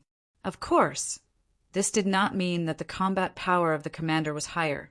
At this time, the commander of the 7th Army, Xanaparis, died of illness and was replaced by Tegdicus. Not long after, Georges was persuaded by the Devers to become the military supply officer, and the position of commander of the 5th Army was vacated. The Ministry of Military Affairs sent another letter to Tegdicus to replace him, but he refused. He said, "I have just arrived in Rockley, and I haven't even known the soldiers yet. If I am transferred away, it will be like a deserter. Let me be the commander of the 7th Army first." In the end, the Ministry of Military Affairs had no choice but to let the former commander of the 10th Army, Melisande, become the commander of the 5th Army. "Of course there is you. How can you not be a wine barrel?" Olivers laughed. He turned to Trotires and said, "This is a rare occasion. The 4 commanders gathered in Messenia are all comrades from Persia. Tonight, the 4 of us will have a meal and drink together, and have a good chat about the past." Trotires glanced at Clotocatax, who was chatting with Tisius not far away, and said softly, "A meal is fine, but it is best not to drink. Although the army has not been fighting during this time, we're still in a state of war, and drinking is forbidden. Moreover, your Highness has just arrived, and us commanders are already drinking together, I'm afraid." Chapter 1163. Olivers's expression changed. He immediately realized that he had almost made a big mistake. If he had really done that, and His Majesty the Devers found out about it, he would definitely think that he had taken the lead to embarrass Clotocatax. Then he would definitely face the wrath of His Majesty, so he quickly laughed and said, "Haha, the drinking was all to scare Tessus. We're just having a meal and chatting tonight. You're in luck. Messenia Bay has always been closed off, so the seafood is very delicious. The oysters are plentiful, big and fat. You can eat until you're stuffed to death. Then I'll have to taste it." Tigerdalos quickly followed up. At that moment, he also realized that he had said the wrong thing. Printos breathed a sigh of relief. Now, he could not help but look up to Trotires. Clotocatax and his party arrived at the camp, or rather, the city of Messenia, after more than a month of joint efforts by the Dionysian soldiers and the Messenians. This former Sparta camp could barely be considered a city. They entered the military tent and handed over military affairs to Leotychides. "This is my first time serving as an army commander. I don't have much confidence in being able to complete the heavy responsibility that my father has entrusted to me. General Prososus, you are a veteran general of the kingdom, and you have a deep understanding of the Peloponnesian Empire. Can you give me some pointers?" Clotocatax said frankly, "General Prososus, you are a veteran general of the kingdom, and you have a deep understanding of the Peloponnesian Empire. Originally, after the handover of military affairs, Leotychides was ready to pack his bags and leave as soon as possible. He did not expect Clotocatax to make such a request. He looked at the sincere prince in front of him and looked around. Apart from the two of them, there were also Printos and Makru in the tent. Both of them were whispering something. Although Leotychides had been transferred, Staff Officer Tagru would still stay behind as Printos' subordinate to handle trivial military affairs. Leotychides hesitated for a moment and said coldly, "I'm the Prince of Sparta. Do you believe my suggestion? Father firmly believes that you will not betray the kingdom. So when he received your first letter, he rejected the proposal of the Ministry of Military Affairs and let you continue to be the commander.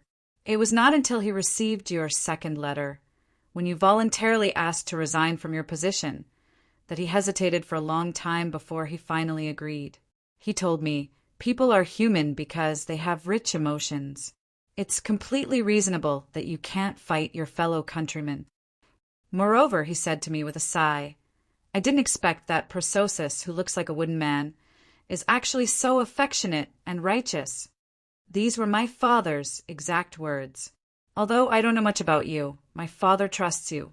I have no reason not to trust you." Clotocatax was still as honest as ever. After listening to these words, Leotychides' heart stirred slightly, but his expression was still indifferent. He continued to ask, "After defeating the army of Sparta, how will your highness deal with Sparta?" Clotocatax said solemnly, "Sparta is the most important city-state in Greece, and it is also an important part of the various forces in Greece. If we completely destroy it, not only will the people of Greece resent it, but it will also cause the power imbalance in the whole of Greece and the whole of Peloponnesus. This is not what my father wants to see, and it is not in the interests of the kingdom. Therefore, we will deal with the defeated Sparta the same way we dealt with Carthage. Sparta will lose its former glory, and there may be some changes in its political system, but it will continue to survive. Even the ordinary people of Sparta may live a better life than they do now, because, as far as I know, the people of Sparta are living in a terrible state." After hearing this, Leotychides did not say anything. He slowly walked to the side of the main seat, pulled a wooden chair, and sat down. He turned around and said, "Mukalu, bring me the map of Peloponnesus." The wooden map was placed on the table. Leotychides glanced at Clotocatax, then said in a deep voice, "Now that we have occupied Messenia, there is only Mount Taygetos between us and Sparta. However, it will not be easy to invade their territory. There are two ways. One is for our army to land on the coast of Sparta by boat, and repeat the method we used to conquer Messenia. However, we were able to successfully conquer Messenia because our operation was too sudden, and Sparta did not have time to prepare their defenses. After Sparta lost the battle against Leuctra, their military strength in Messenia was obviously weakened, and their military strength in Messenia was obviously insufficient. This allowed our army to land successfully. However, to land on the coast of Sparta was much more difficult. First of all, although the number of Sparta soldiers may be less than 2,000, this only refers to the young and strong citizens. Old people over the age of 50 can still wear armor and fight, and their fighting strength is not too weak. This way, Sparta can temporarily form an army of nearly 4,000 people. Before I left Sparta, I remembered that the population of the Bariaci was 3 times that of the Spartans. Now, there might be an obvious decrease in the number of Bariaci, but it shouldn't be too much of a problem for them to form an army of 5,000 people. Furthermore, according to Sparta's tradition, as long as there is a war, the Bariaci must provide sufficient soldiers. In recent years, Sparta has been in frequent battles, so the Bariaci's fighting strength shouldn't be weak. There is also a large number of black rovers living in Sparta. The ancestors of these black rovers were conquered by Sparta long ago, and Sparta is stricter with them. Compared to Messenia, they are more loyal to Sparta. From what I remember, the number of black rovers is 7 to 8 times that of Sparta. Now, even if we lose Messenia, the number of black rovers left is at least 3 times that of Sparta. It should not be a problem to form a temporary army of 10,000 people. This way, Sparta can temporarily form a reliable army of around 20,000 people to defend against our landing. Secondly, the coast of Sparta is much narrower than the coast of Messenia, which makes it easier for Sparta to defend. Also, I received news from the Navy that during this period of time, Sparta has set up countless wooden stakes near the coast. In this situation, if we want to forcefully land, even if we win in the end, we will have to pay a huge price. There is one thing I'm afraid you don't know. Some time ago, the First Fleet occupied the Kazira Island, an island in the Lagonia Gulf. The Sicarian persuaded me to lead an army to land on the coast of Sparta, but I refused. He couldn't help but send out the infantry of the fleet to attack the coast of Sparta, but he failed. I heard that hundreds of people died. Clotocatax looked at Printos in surprise. Printos' face suddenly became solemn. The Ministry of Military Affairs did not receive any battle reports on this. Leotychides said faintly, "Maybe the battle report is still on the way. He is now on the Kazira Island. You can also ask him directly." Clotocatax felt a little headache. He thought that the biggest problem for him as a commander would be to make the officers of the expeditionary army obey him. But he actually forgot about the navy. The Sicarian, the father of the navy and the hero of the kingdom, was the most difficult to deal with. Leotychides did not care what the two people in front of him were thinking. He pointed at the map with his finger. "The other way is from the north of Messenia, through the south of the Arcadia region, bypassing Mount Taygetos and entering the north of Sparta's territory. But the key problem is whether the Arcadians will allow our army to enter their territory. The city-states of Arcadia used to be allies of Sparta, but recently they formed an Arcadia Union, wanting to be independent from the Peloponnesus Union, so they were threatened by Sparta. If it weren't for our arrival, they would have probably gone to war with Sparta. The Arcadians had sent messengers to the Thebes for help, and the Thebes advised them to ask us for help. They also sent messengers to Messenia, wanting to intercede for the Arcadians." "You mean the Thebes sent messengers?" Clotocatax asked. "They came 3 days ago, and the messengers were Ippomelanda." Leotychides deliberately paused. "Sure enough?" Clotocatax asked in surprise. "The Pyotia commander who led the army to defeat the Sparta army in Leuctra." "That's him," Leotychides said calmly. "But I didn't talk to him in detail. I told him that a new commander was coming, so he was willing to stay and wait." "The Arcadians didn't send messengers?" Printos asked. He and Clotocatax had the same doubts. Since the Thebes were here to help the Arcadia Union, why did the Thebes messengers arrive, but not the Arcadians? According to the Thebes messengers, the Arcadia Union messengers who were following him were suddenly called back before they could enter Messenia. This was because Sparta sent messengers to the Arcadians to ask for peace. Clotocatax was stunned for a moment, but he immediately understood. He could not help but ask, "Sparta wants to stop the war with the Arcadians and then focus on us. But will the Arcadians, who have been bullied by Sparta, agree?" "Your Highness," Leotychides sat firmly on the wooden chair and pointed at his feet. In a deep voice he said, "In the land of Peloponnesus, you must remember this saying, do not trust any agreement made by any city-state. For the sake of better survival and benefits, most of the cities here would be allies today, enemies tomorrow, and then restore peace the day after." This was quite common. For decades, the Arcadians have been allies of Sparta. However, in recent years, they have been dragged into wars by Sparta. They are dissatisfied with the tyranny of Sparta, so they want to become independent from the Peloponnesus alliance. If Sparta takes the initiative to recognize their alliance and stop the war against them, it is very likely that the relationship between the two sides will be restored, and they may even join forces to deal with us. Chapter 1164. At this point, Leotychides sneered. "Perhaps in the eyes of the Arcadians, no matter how vicious the Sparta people are, they are still one of their own. No matter what we, the Dionia, say or do, we are still outsiders. They will be wary of Sparta, but they will be more worried about the real intention of the Dionia people to invade Peloponnesus. Clotocatax pondered for a while and asked with uncertainty, "General, do you think that if Sparta takes the initiative to ask for peace, the Arcadians will join forces with the Sparta people to fight against us?" "This is my speculation. Otherwise, the Arcadians would not have sent an emissary after so many days. However, the situation in Peloponnesus is complicated, and I have been away from this place for a few decades. I don't know much about the current Arcadia region, so my speculation may not be accurate. It is also possible that the Arcadians are willing to cooperate with us, hoping that we can help them get rid of Sparta completely," said Leotychides cautiously. Clotocatax began to worry. "What if the Arcadians really reconcile with Sparta and do not allow our army to pass through their territory?" "It's very simple. Just ignore them and lead the army to force our way through. With such a powerful army, they would not dare to stop us at all." Leotychides' answer was firm, but Clotocatax frowned. "But this will incite the dissatisfaction of the Arcadians.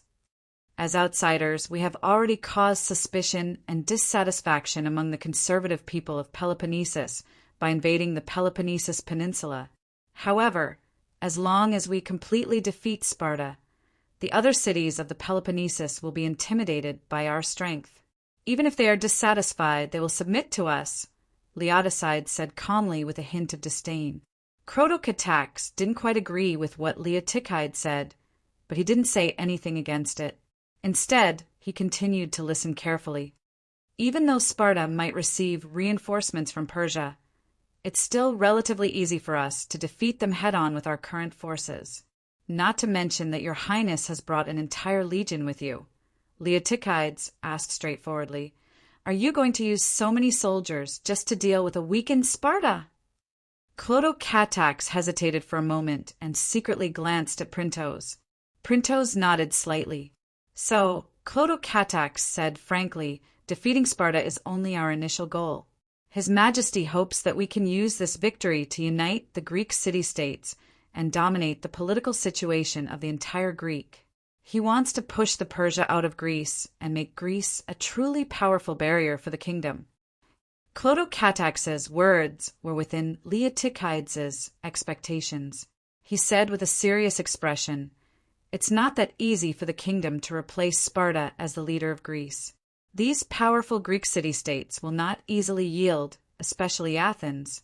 The people of Athens, like the people of Sparta, see Greece as their own and will not allow any external forces to compete for it. Therefore, if we want to complete the task given by His Majesty, we must first make Athens yield. Also, be careful of the people of Athens. Although they are our allies, they may not necessarily support us in taking control of Greece. In short, Athens, Thebes, Argos, Corinth, etc., including Elis, don't trust them too much. Your Highness, the only thing you can trust is the powerful army you lead. As long as you win a few more battles, you will eventually achieve your goal." Clotocatax fell into deep thought for a while before nodding solemnly. "Thank you for your reminder, General. I will keep it in mind. Before I leave, I hope that you can agree to a request of mine, Your Highness." "Go ahead." "My eldest son, Tertotus, is 17 years old this year and is still underage. This time he came to Myrcenia as my bodyguard. Originally, I wanted to bring him to Sparta's territory for a walk, but now I can't do that." There was a rare hint of regret on Leotychides' face. "But after he found out about his identity, he is now unwilling to leave with me. He insists on seeing his so-called motherland with his own eyes. So, I hope that Your Highness can keep him and satisfy his. That's not a problem. He can stay as my bodyguard and follow me to Sparta in the future." Clotocatax agreed readily. After sending off Leotychides, Clotocatax looked at the chief of staff. "Lord Printos, what do you think of General Persosus's words?" "Your Highness," Printos said seriously, "General Persoius not only has a strong commanding ability, but he is also excellent at political affairs. Whether it was the pacification of the Cycles or the series of arrangements made after the conquest of Mount Gaul, He not only quickly stabilized the situation, but he was also in line with the laws of the kingdom. In addition, he grew up here, and he has a deeper understanding of the Greek mainland than we do. What he said should attract our attention. Just like he said, since we have no foundation in Greece, if we want to control the situation in Greece, I'm afraid that we will have to rely more on the military. Clotocatax fell into deep thought. In the evening, Adoris arrived at the camp's main tent. Clotocatax personally came out to greet him. However, when Adoris saw him, he immediately saluted. 1st Legion's 3rd Brigade, Adoris, greets the commander. Clotocatax quickly said, "Brother, it's just the two of us. Don't tease me. The kingdom's army is very particular about discipline. If I casually see a commander, I will be ridiculed by my colleagues and soldiers tomorrow. I might even be impeached by the military judge." Aris said seriously, "As a commander, you must have the dignity of a commander." Clotocatax blushed and quickly returned the salute solemnly. It was not until they walked into the main tent that Adoris relaxed a little. He looked around the empty tent and saw the banquet in the middle. "Clotho, did you ask me to come to the banquet?" "I've been in Rome for the past few years. We haven't seen each other for a long time. Let's have a good gathering today," Clotocatax said excitedly. "A gathering is fine, but no alcohol," Adoris reminded. "Don't worry, as a commander, I won't be the first to make mistakes." Clotocatax smiled and invited Adoris to sit at the table. "I really didn't expect you, Clotho, to be the new commander. I've been in the army for so many years, and I haven't even become a legion commander yet." Adoris sat down and let out a sigh. "I also didn't expect to be a commander." Clotocatax replied a little awkwardly. "Maybe father has his own considerations. Anyway, the ones who really make the plans and give the orders are Chief of Staff Printos and the Legion commanders, so you don't have to worry. Clotho!" Adoris looked at him and said angrily, "Since you are already a commander, you must bear the responsibility of a commander. The lives of thousands of soldiers are in your hands, and this is not child's play. You must be alert, seriously consider their suggestions, and carefully give the correct orders. Only then will you live up to father's expectations." "Brother, you're right." Clotocatax hurriedly admitted his mistake. "I will do my best to be a good military commander, but I hope to get your support." "Of course, I will support you," Adoris replied without hesitation. "As long as you don't mess around, I will mobilize all the soldiers of the 1st Legion to support you." "Thank you, brother." Clotocatax scooped a bowl of chicken soup for Adoris, and then asked, "How is General Tessus becoming the commander of the 1st Legion?" "The Ministry of Military Affairs has made the right choice in appointing this person." Adoris drank a mouthful of soup and said with a slight excitement, 2 hours ago, Tessus came to the 1st Legion's encampment and called for a meeting of the officers above the company captain level and above. It turned out to be a lively scene. Do you know, more than half of the 8 company captains and 40 company captains used to be under his command, and all of them surrounded him and called him Old Sir. It was only the first time they met, and the 1st Legion was already under Tessus's control. Seeing the envious look on his face, Clotocatax thought for a while and asked, "How is the morale of the soldiers now?" "Very good, but also not very good." Adoris gave this contradictory answer and then explained, "The soldiers of the 1st Legion are very eager to fight with the Sparta, to prove that the 1st Legion is the most powerful warrior in the Mediterranean Sea. But when they landed in Messenia, the Sparta retreated, which disappointed the soldiers. They longed to invade Sparta's territory and conquer the city-state that has dominated Greece for decades. But now they have been staying in Messenia, helping the Messenians build cities and houses. Although the Messenians are grateful, the soldiers still have a lot of complaints. I believe that it won't be long before their wish comes true." As Clotocatax said this, he thought of something and took out a few letters from his pocket. "These are letters from my sister-in-law and sister, Cynthia. They have been praying at the main temple of Hades every day, hoping that Hades will bless your safe return. Adoris took the letter and didn't even look at it. He stuffed it into his pocket and said with a serious expression, "Clotho, there's something I have to remind you. You can't not give me an important military mission just because I'm your brother. You can't even stop me from leading the company to the battlefield. If you do that, I won't recognize you as my brother."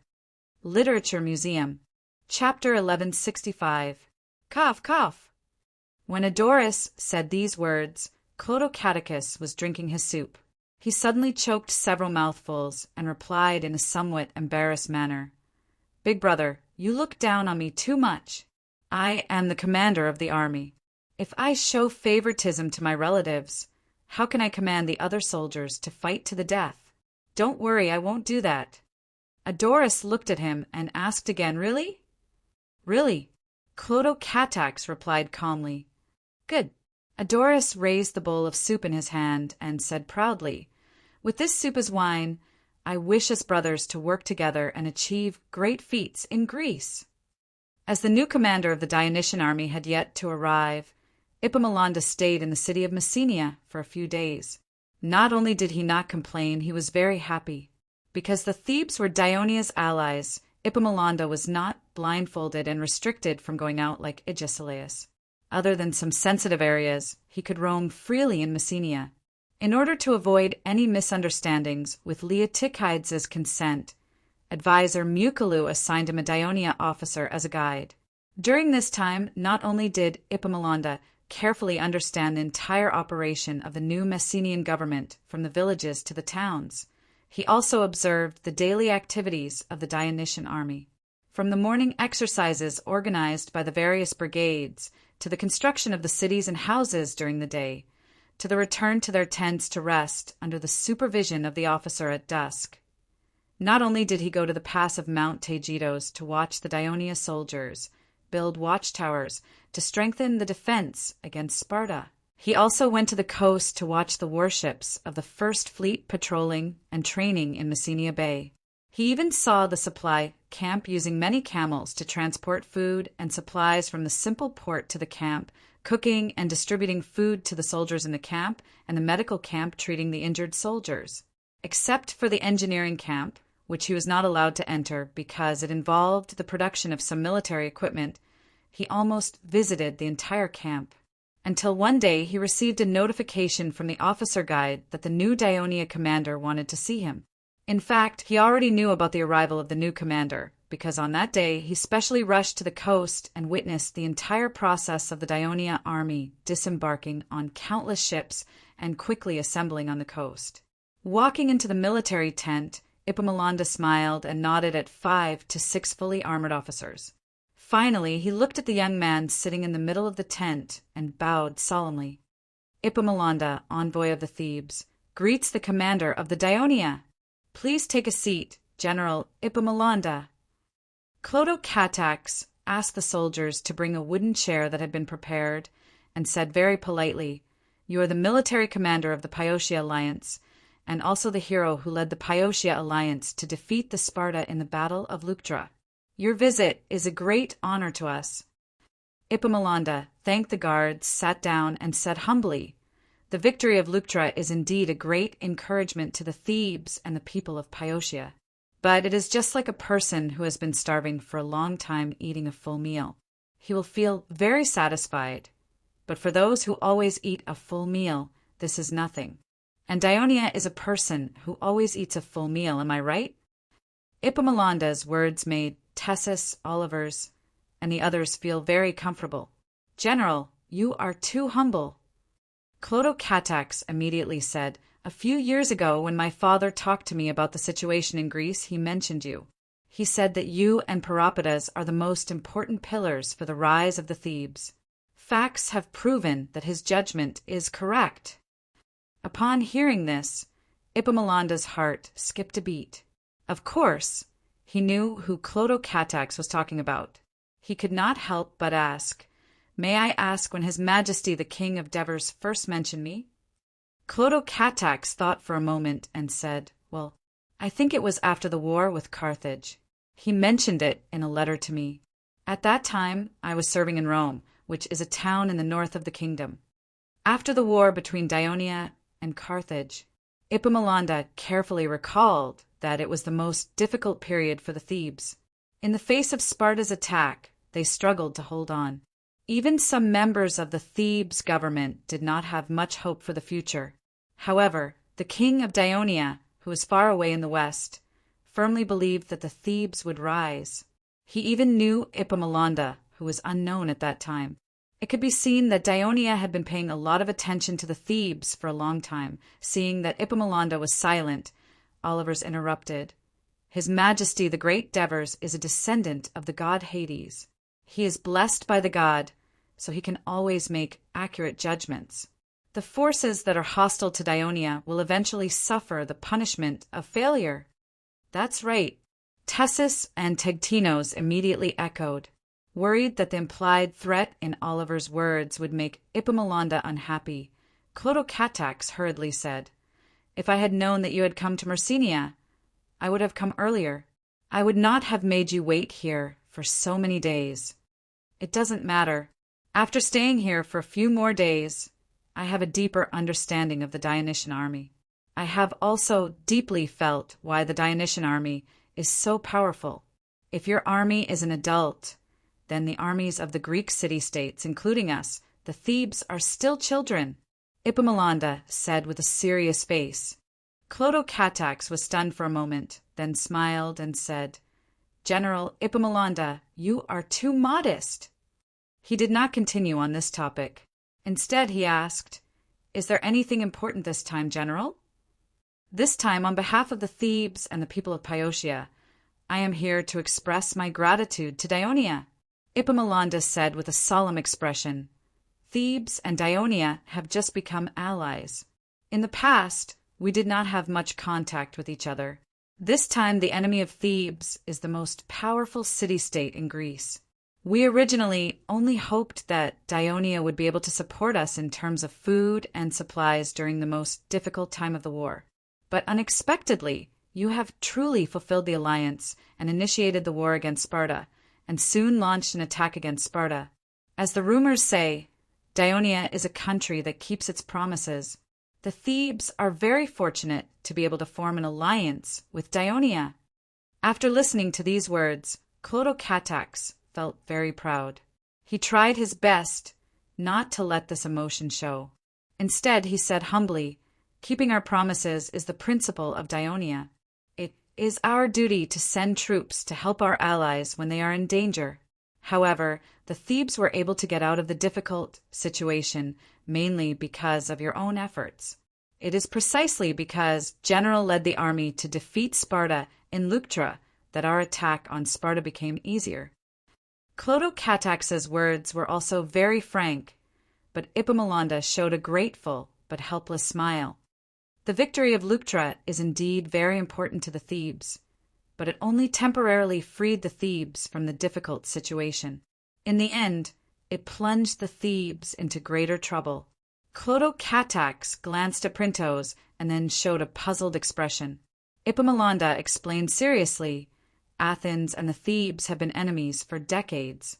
Because of Sparta, they formed an alliance with the Thebes in recent years. It should be said that they have given the Thebes a lot of help. However, as the Thebes gradually recovered their strength, Athens' attitude towards us changed.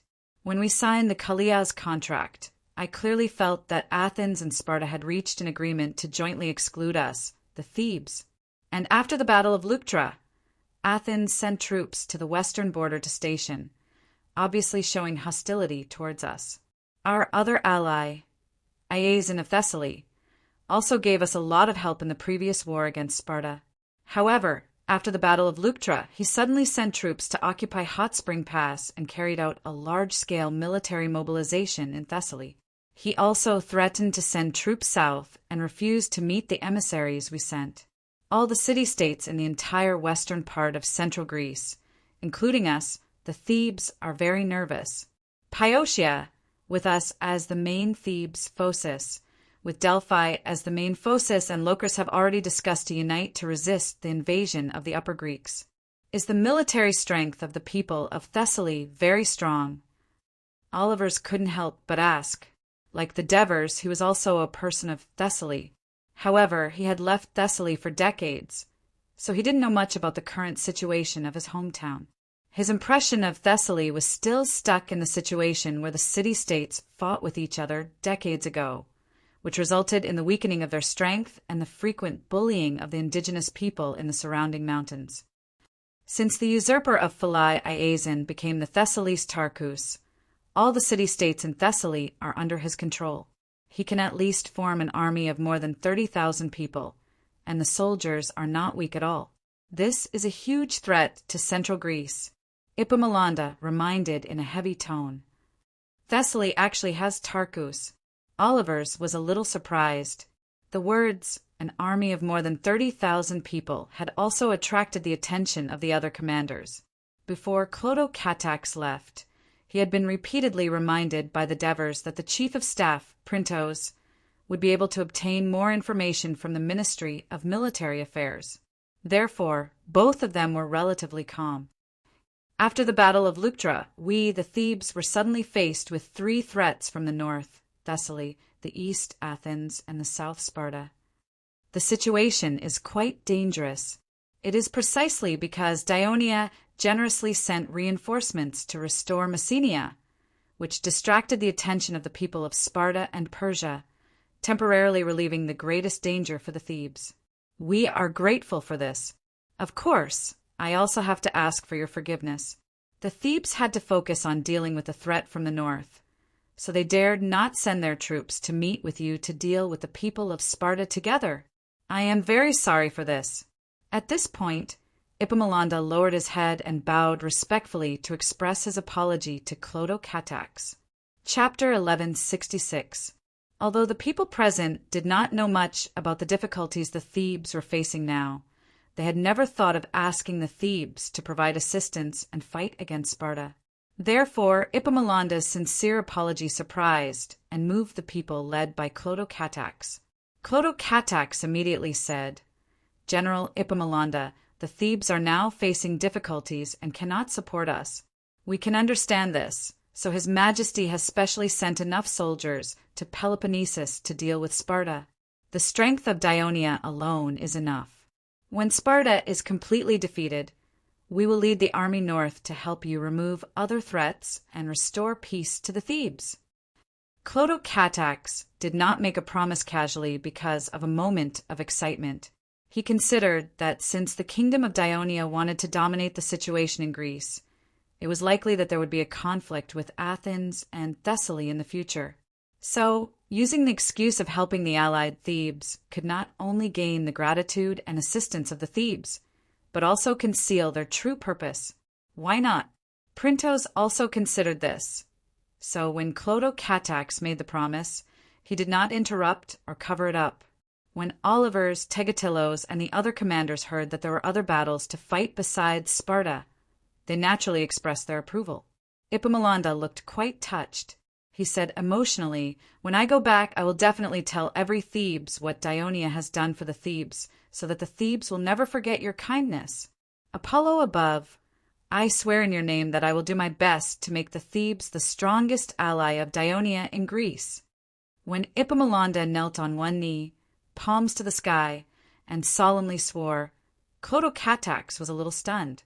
He suddenly felt a little ashamed and quickly stepped forward to help him up. "General Epaminondas, you, compared to the great help Dionia has given the Thebes, this is the only thing I can do," Epaminondas said sincerely. Clotocatax was a little moved and did not know what to say for a moment. Epaminondas said again, "Now that you are at war with Sparta, the Thebes can't send troops to the war for the time being, but we have persuaded the Arcadians to support you." "I have heard about this from the former commander." Clotocatax frowned and said in a gentle tone, "However, I heard that Sparta has sent an envoy to restore friendly relations with the Arcadians. So the Arcadians have not sent an envoy to ask us for help so far." Epaminondas smiled and said seriously, "The Arcadia Union has just been established, and its affiliated city-states have always been allies with Sparta.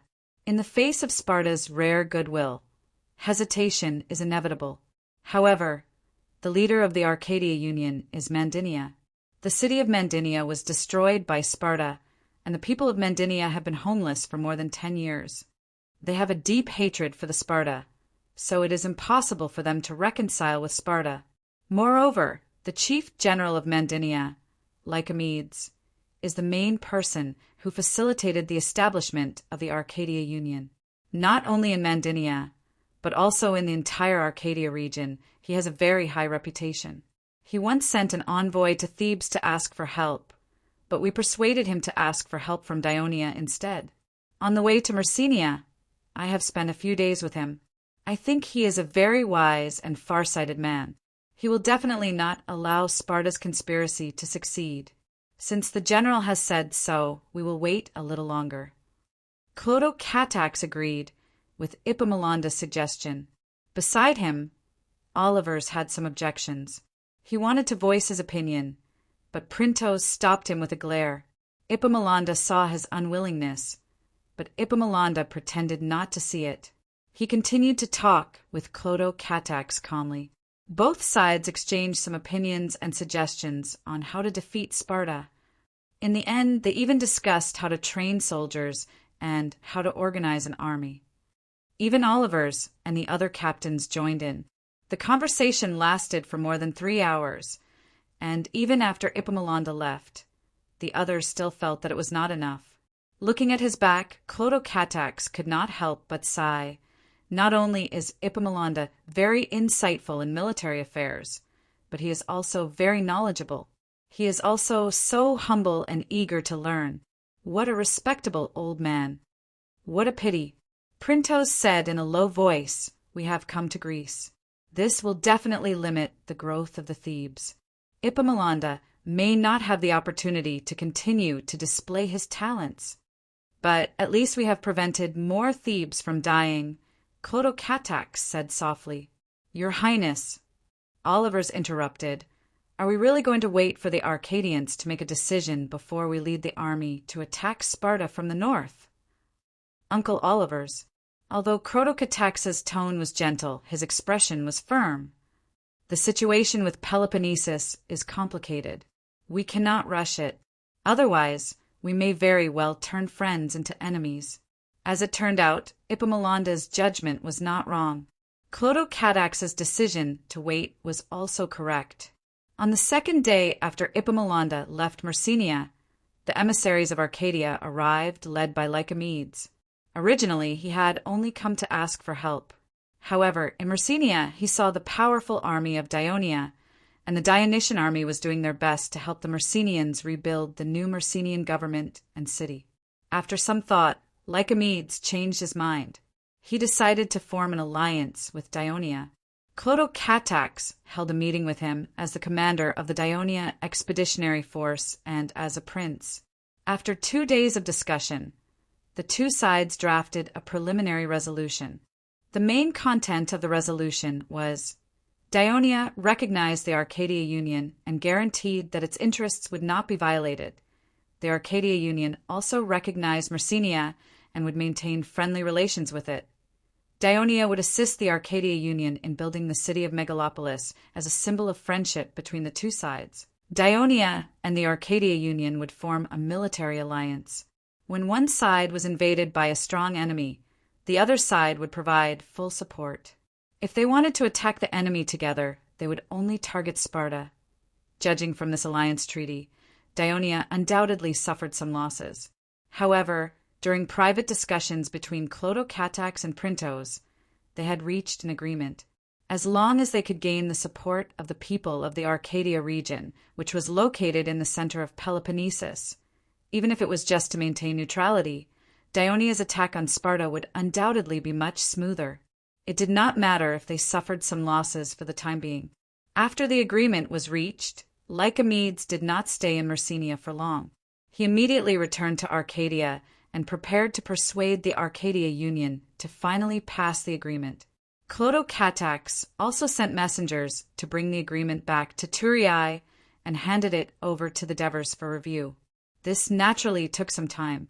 During this period, under the suggestion of Printos, Clotocatax suspended the construction activities of the soldiers, and all of them were replaced by the Myrcenians. He began to strengthen the training of the army, and he stayed in the training ground every day to supervise the training of the army and let the soldiers get used to his presence. After the agreement with the Arcadia Union was submitted to the King of Devers, it was quickly approved. However, this matter caused a lot of controversy in the Arcadia Union. In fact, all the members of the Arcadia Union were thinking, accept Sparta's request for peace or ask for help from Dionia. There was already a lot of disagreement on this issue. Lycomedes had also spent a lot of effort to finally get the Arcadia Union to agree to ask for help from Dionia. It was said that the people of Sparta were conservative, but the people of Arcadia were even more so.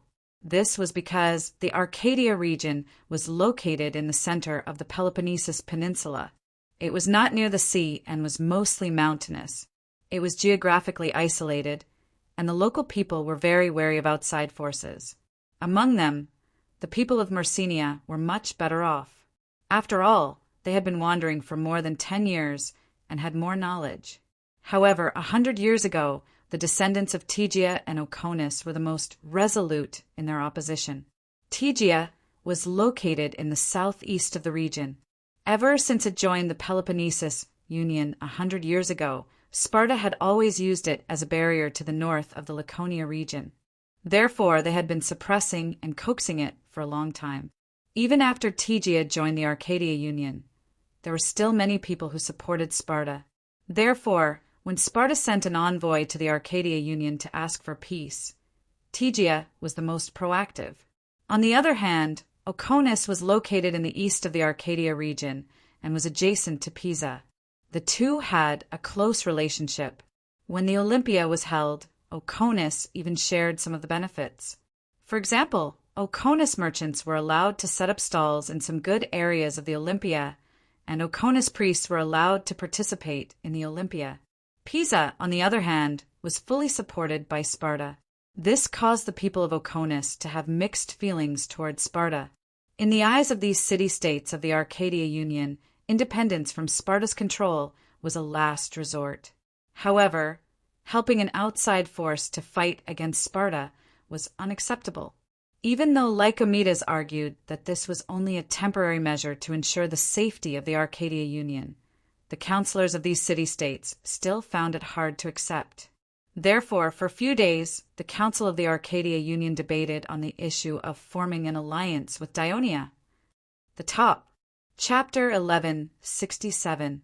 At this moment, a shocking piece of news came.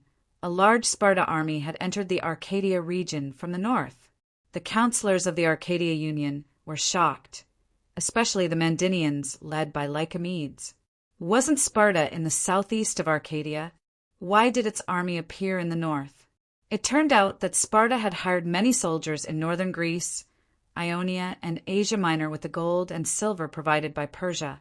Persia also provided ships to transport them to Greece. However, they did not land on the coast of Sparta because the Dionysian fleet had blocked the coast. Instead, with the tacit consent of Athens and Corinth, they entered the Cerone Bay on the east of the isthmus and docked at the port of Corinth. After the mercenaries had assembled, Archidamus led them to the south. Lycomedes was anxious. Mandinia was located in the northeast of the Arcadia region, which was the only route for the Sparta army. Moreover, as the initiator of the Arcadia Union, Mandinia was a thorn in Sparta's side. Lycomedes shouted in the alliance, "The army that Sparta built with the help of Persia has entered Arcadia without permission. They are not here for peace. They are here to destroy the Arcadia Union, which is seen as a threat by Sparta. They want to enslave Arcadia and fight for the interests of Sparta again. If the Arcadia Union does not form an alliance with Dionia as soon as possible and let the Dionysian army stop the ruthless mercenaries of Sparta, then the newly formed union will soon perish, and all those who support the establishment of the union will become ghosts under the club of Sparta." Lycomedes' words moved the councillors. Then they received news that the Sparta soldiers who invaded Arcadia had destroyed and ravaged the land of Phreos. Finally, the Arcadia Union passed the agreement with a slight advantage. In the early spring of 370 BC, the 24th year of the kingdom of Dionia, the Arcadia Union and Dionia formed an alliance. Then Clotocatax led the 1st, 4th, Legio 6, the Mountain Reconnaissance Brigade, the 1st Cavalry Legion, and half of the 7th Legion. 3,000 soldiers were stationed in Messenia, with a total of about 32,000 of soldiers to the north, and entered Arcadia. At this time, the Sparta mercenaries led by Archidamus were already attacking Mandinia. The Sparta Council of Elders had already learned from the pro-Spartan faction in the north that the Arcadia Union was going to form an alliance with Dionia. They hated the leader of the alliance, Mandinia, because the timely arrival of the mercenaries boosted their confidence.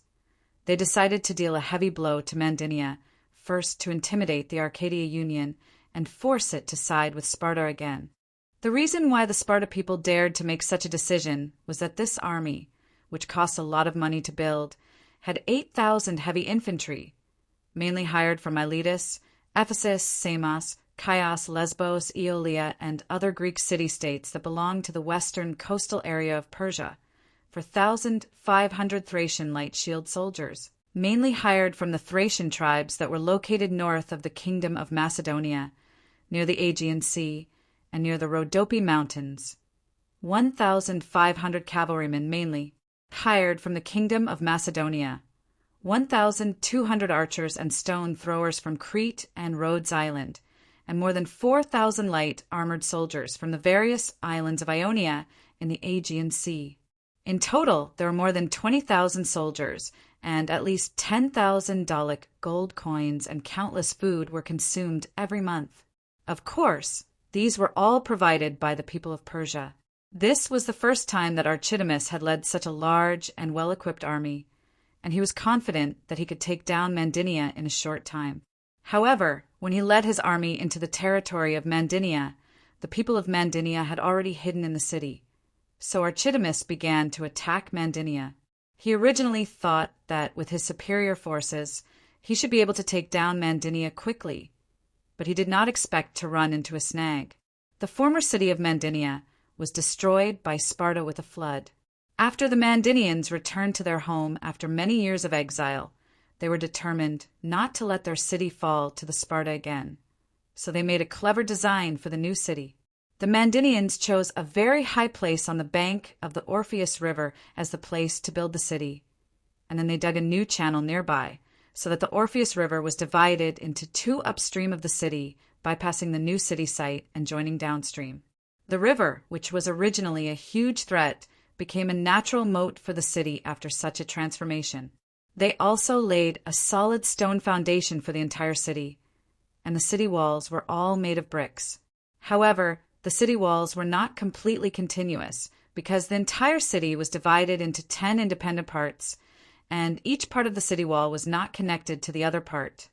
But there were places where the walls overlapped with each other, and these overlapped places had gates, so the new city of Mandinia had 10 gates. For such a unique and irregular city, for the Sparta army, they had to take down the city one by one in order to completely occupy the whole city. On the other hand, the city walls of Mandinia were independent of each other according to the height of the terrain. This prevented the Spartans from fully deploying their superior forces, and the soldiers attacking the city would also suffer long-range attacks from the defending side. Moreover, there was also the Orpheus River as a barrier. Archidamus launched several attacks on Mandinia using the traditional Greek siege method. But not only did he not make any progress, but he also suffered some casualties, forcing him to change the attack to a siege, and then send messengers back to Sparta to report the situation. At the same time, Clotocatax had led his army into the southwest of Arcadia region, which was a rare hilly area in the Arcadia region. The Helicon River ran through the entire area from the south to the north. In the mountains in the east of the central part of the area was the main sacred mountain of the Arcadians, Lycaon, and the new central town of the Arcadia Union, Megalopolis, was located between the east bank of the Helicon River and the sacred mountain of Lycaon. Due to the outbreak of the war with Sparta, the construction of the new city of Megalopolis had stopped. The city walls that formed the outline of the city were only half built, and the Temple of Zeus, which was the most important to the Arcadians, had only a dozen pillars erected. Scaffolding and stones could be seen everywhere in the city. Only one building, though simple, had been completed a long time ago, and that was the Council Hall of the Arcadia Union. It was the foundation of the existence of the entire Arcadia Union. The 3 councillors elected by the people of each city-state lived here for a long time, and according to the rules set by the Arcadia Union, they discussed and decided the diplomatic and military affairs of the Arcadia Union. At this moment, dozens of councillors of the Arcadia Union walked out of the city of Megalopolis and looked south.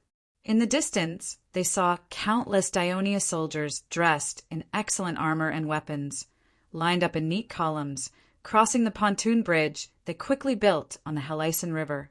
Although the sound of footsteps and armors colliding was quite noisy, and dust was flying everywhere, few people complained loudly. The whole army was like a silent black dragon, swimming forward without stopping. The councillors of the Arcadia Union stood and looked for a while, but they could not see the head of the dragon, nor could they see its tail. They were a little surprised. At this moment, another branch of the long dragon split off and headed straight north. When they were about to reach them, the young general, who was riding a tall horse and wearing a golden crown on his head, raised his right hand and waved it down. Then the army behind him instantly stopped advancing, and the soldiers stood in silence. This scene once again shocked the councillors. Lycomedes immediately went down from the high ground and went to greet them, and the other councillors followed closely behind. Clotocatax also dismounted and led Printos, Macru, and the palace guards to greet them. General Clotocatax, thank you very much for your timely help. Lycomedes solemnly bowed to the prince of Dionia. Clotocatax quickly held him up and said sincerely, Sir Lycomedes, now that the Arcadia Union and Dionia are allies, this is what we should do. Please rest assured, according to the military law of Dionia, our soldiers will not do anything to destroy the friendship between the people of the 2 countries on the land of our allies. If there are soldiers who violate the law, they will be severely punished. As soon as this was said, many of the councillors of Arcadia breathed a sigh of relief. Suddenly, one of the councillors asked loudly, How many soldiers did you send? Printos continued, Considering that Arcadia is mountainous and it's not easy to spread out our forces, we only brought more than 30,000 soldiers, and there are still more than 10,000 soldiers stationed in Myrcenia. Printos counted both the Myrcenians and the First Fleet's infantrymen. Most of the councillors sucked in a breath of cold air and exclaimed, More than 40,000 fully equipped soldiers! They had never seen such a large army in their lives. No wonder the marching army of Dionia was so long that they could not see the end of it. The last time such a large army appeared in Greece was during the Greco-Persian War 100 years ago. The Greek city-states had gathered more than 100,000 soldiers, 2/5 of the heavy infantry, to fight against the Persia in Plataea. The second time was during the Peloponnesus War a few decades ago. It was said that Athens had sent about 30,000 soldiers to attack Syracuse in Sicily, but suffered a crushing defeat in the end. However, these 2 times had been so long ago that they did not see it with their own eyes. The few councillors had only experienced the recent Battle of Leuctra.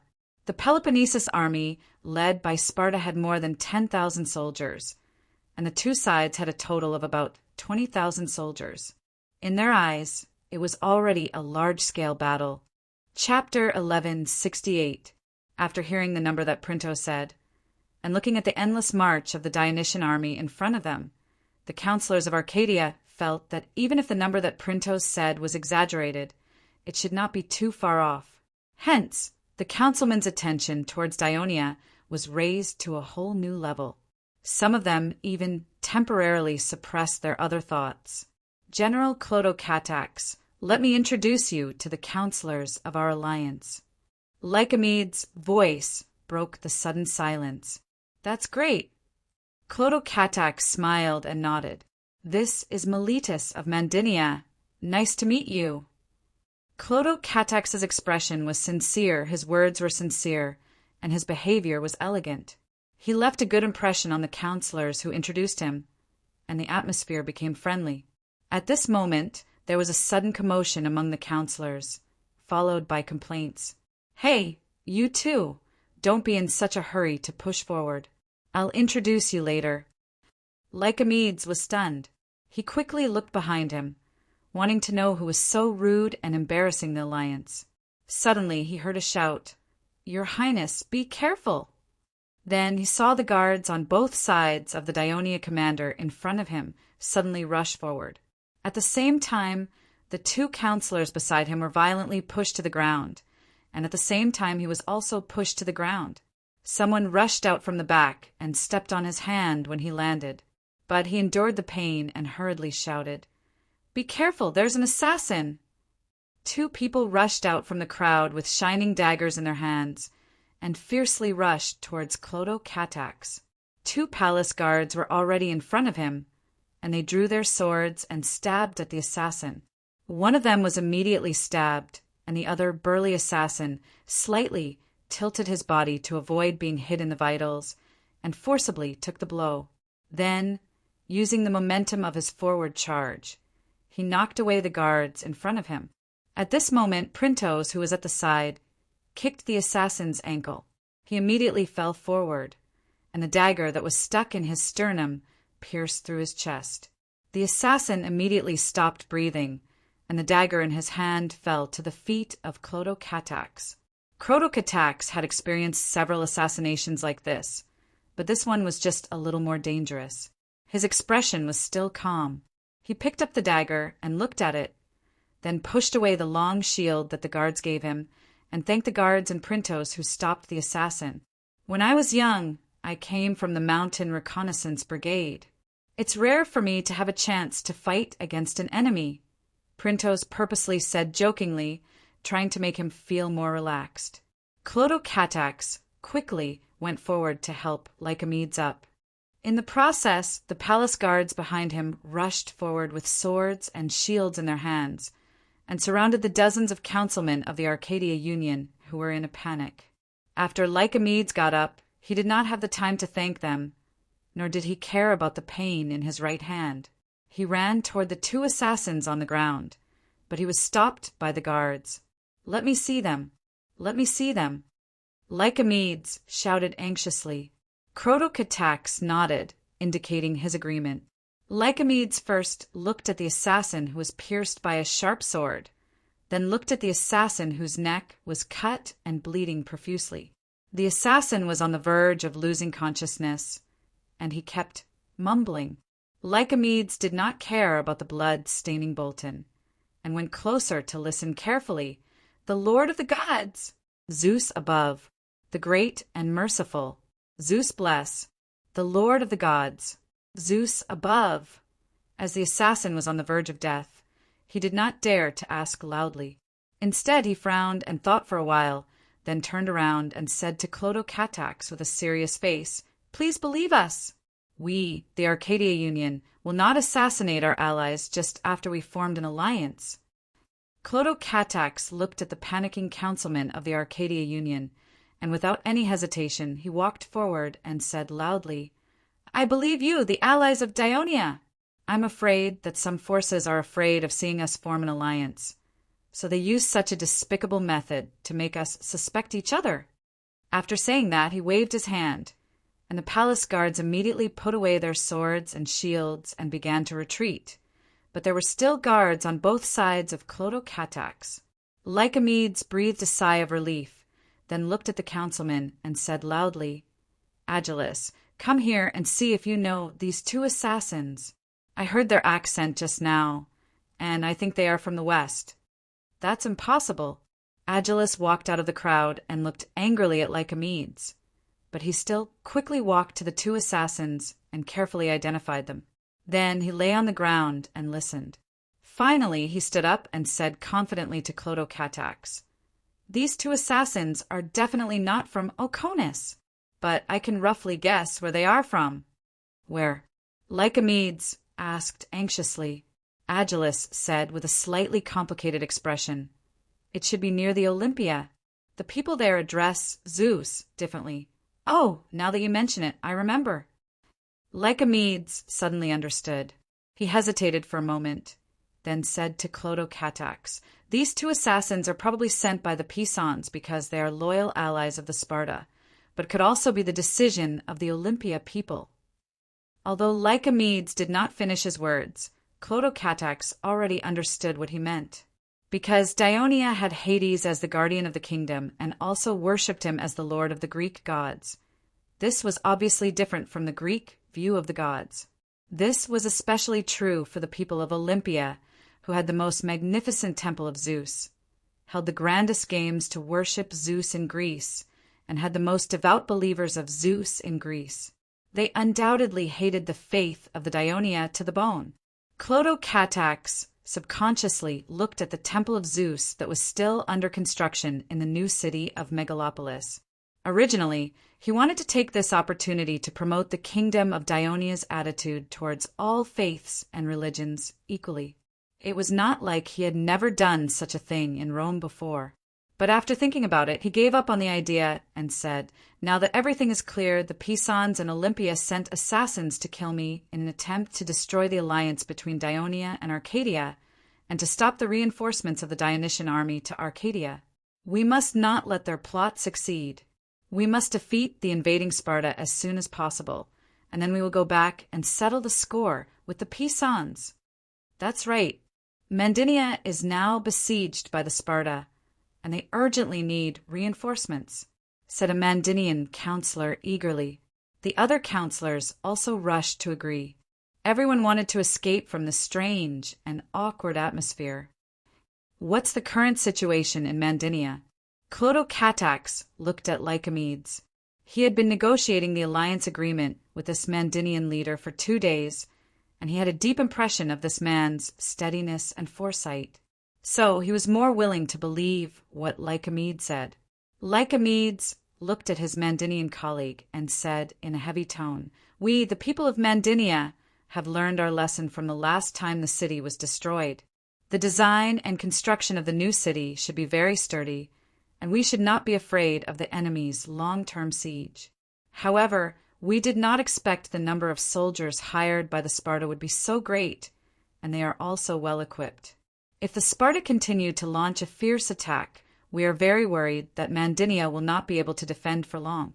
This situation is very likely to happen because the Sparta people hate us very much. Once Mandinia falls, I'm afraid that this time the people of the city will be slaughtered by the Sparta people." Clotocatax nodded sympathetically. Just when he was about to speak, Printos beside him asked, "How many Sparta soldiers are besieging Mandinia?" Based on the reports from the messengers who risked their lives to escape from the city, the Sparta army has about 20,000 soldiers, and there are no less than 6,000 heavy infantry soldiers. They also have more than 1,000 cavalry soldiers.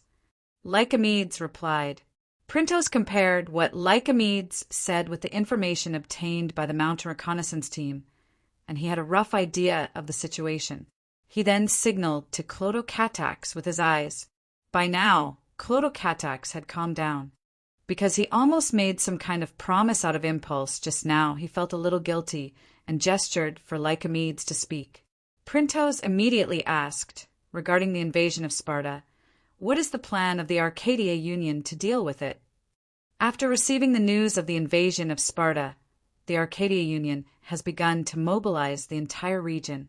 Lycomedes said solemnly, however, the Sparta mercenaries are coming from the northeast of Arcadia, and the southeast of Arcadia is adjacent to Sparta. Therefore, the citizens of all the cities in the east must first defend their cities. I estimate that the Arcadia Union can only gather about 3,000 soldiers, and it will take at least 4 to 5 days for them to gather together. After that, we will lead this army to help Mandinia. However, compared to the Sparta army, our numbers are too small. Therefore, in order to defeat the Sparta army, we need your help. It's not just about saving Mandinia. If Sparta's own army attacks from the south, they may directly threaten this place. Then, another counselor's words resonated with everyone. Printos looked at the worried faces of the Arcadia Union counselors and said loudly, The reinforcements of Dionia are advancing eastward, and it is estimated that they will arrive at the border of the Tegea region this afternoon. This region is adjacent to Sparta's territory. We will build a camp there, and try to make the camp as far east as possible to block the road to Tegea. Chapter 1169. This will allow the Dionysian army to set up camp and store rations in the Arcadia region.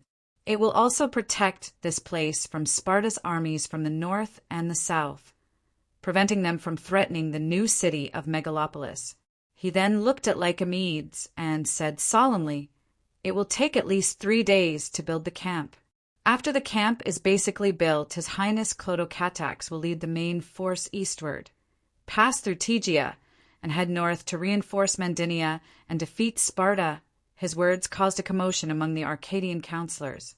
They discussed in low voices for a while, and they all agreed with the Dionia's plan, believing that they had thought it through. The first to respond was Lycomedes, as he understood why the other party was looking at him.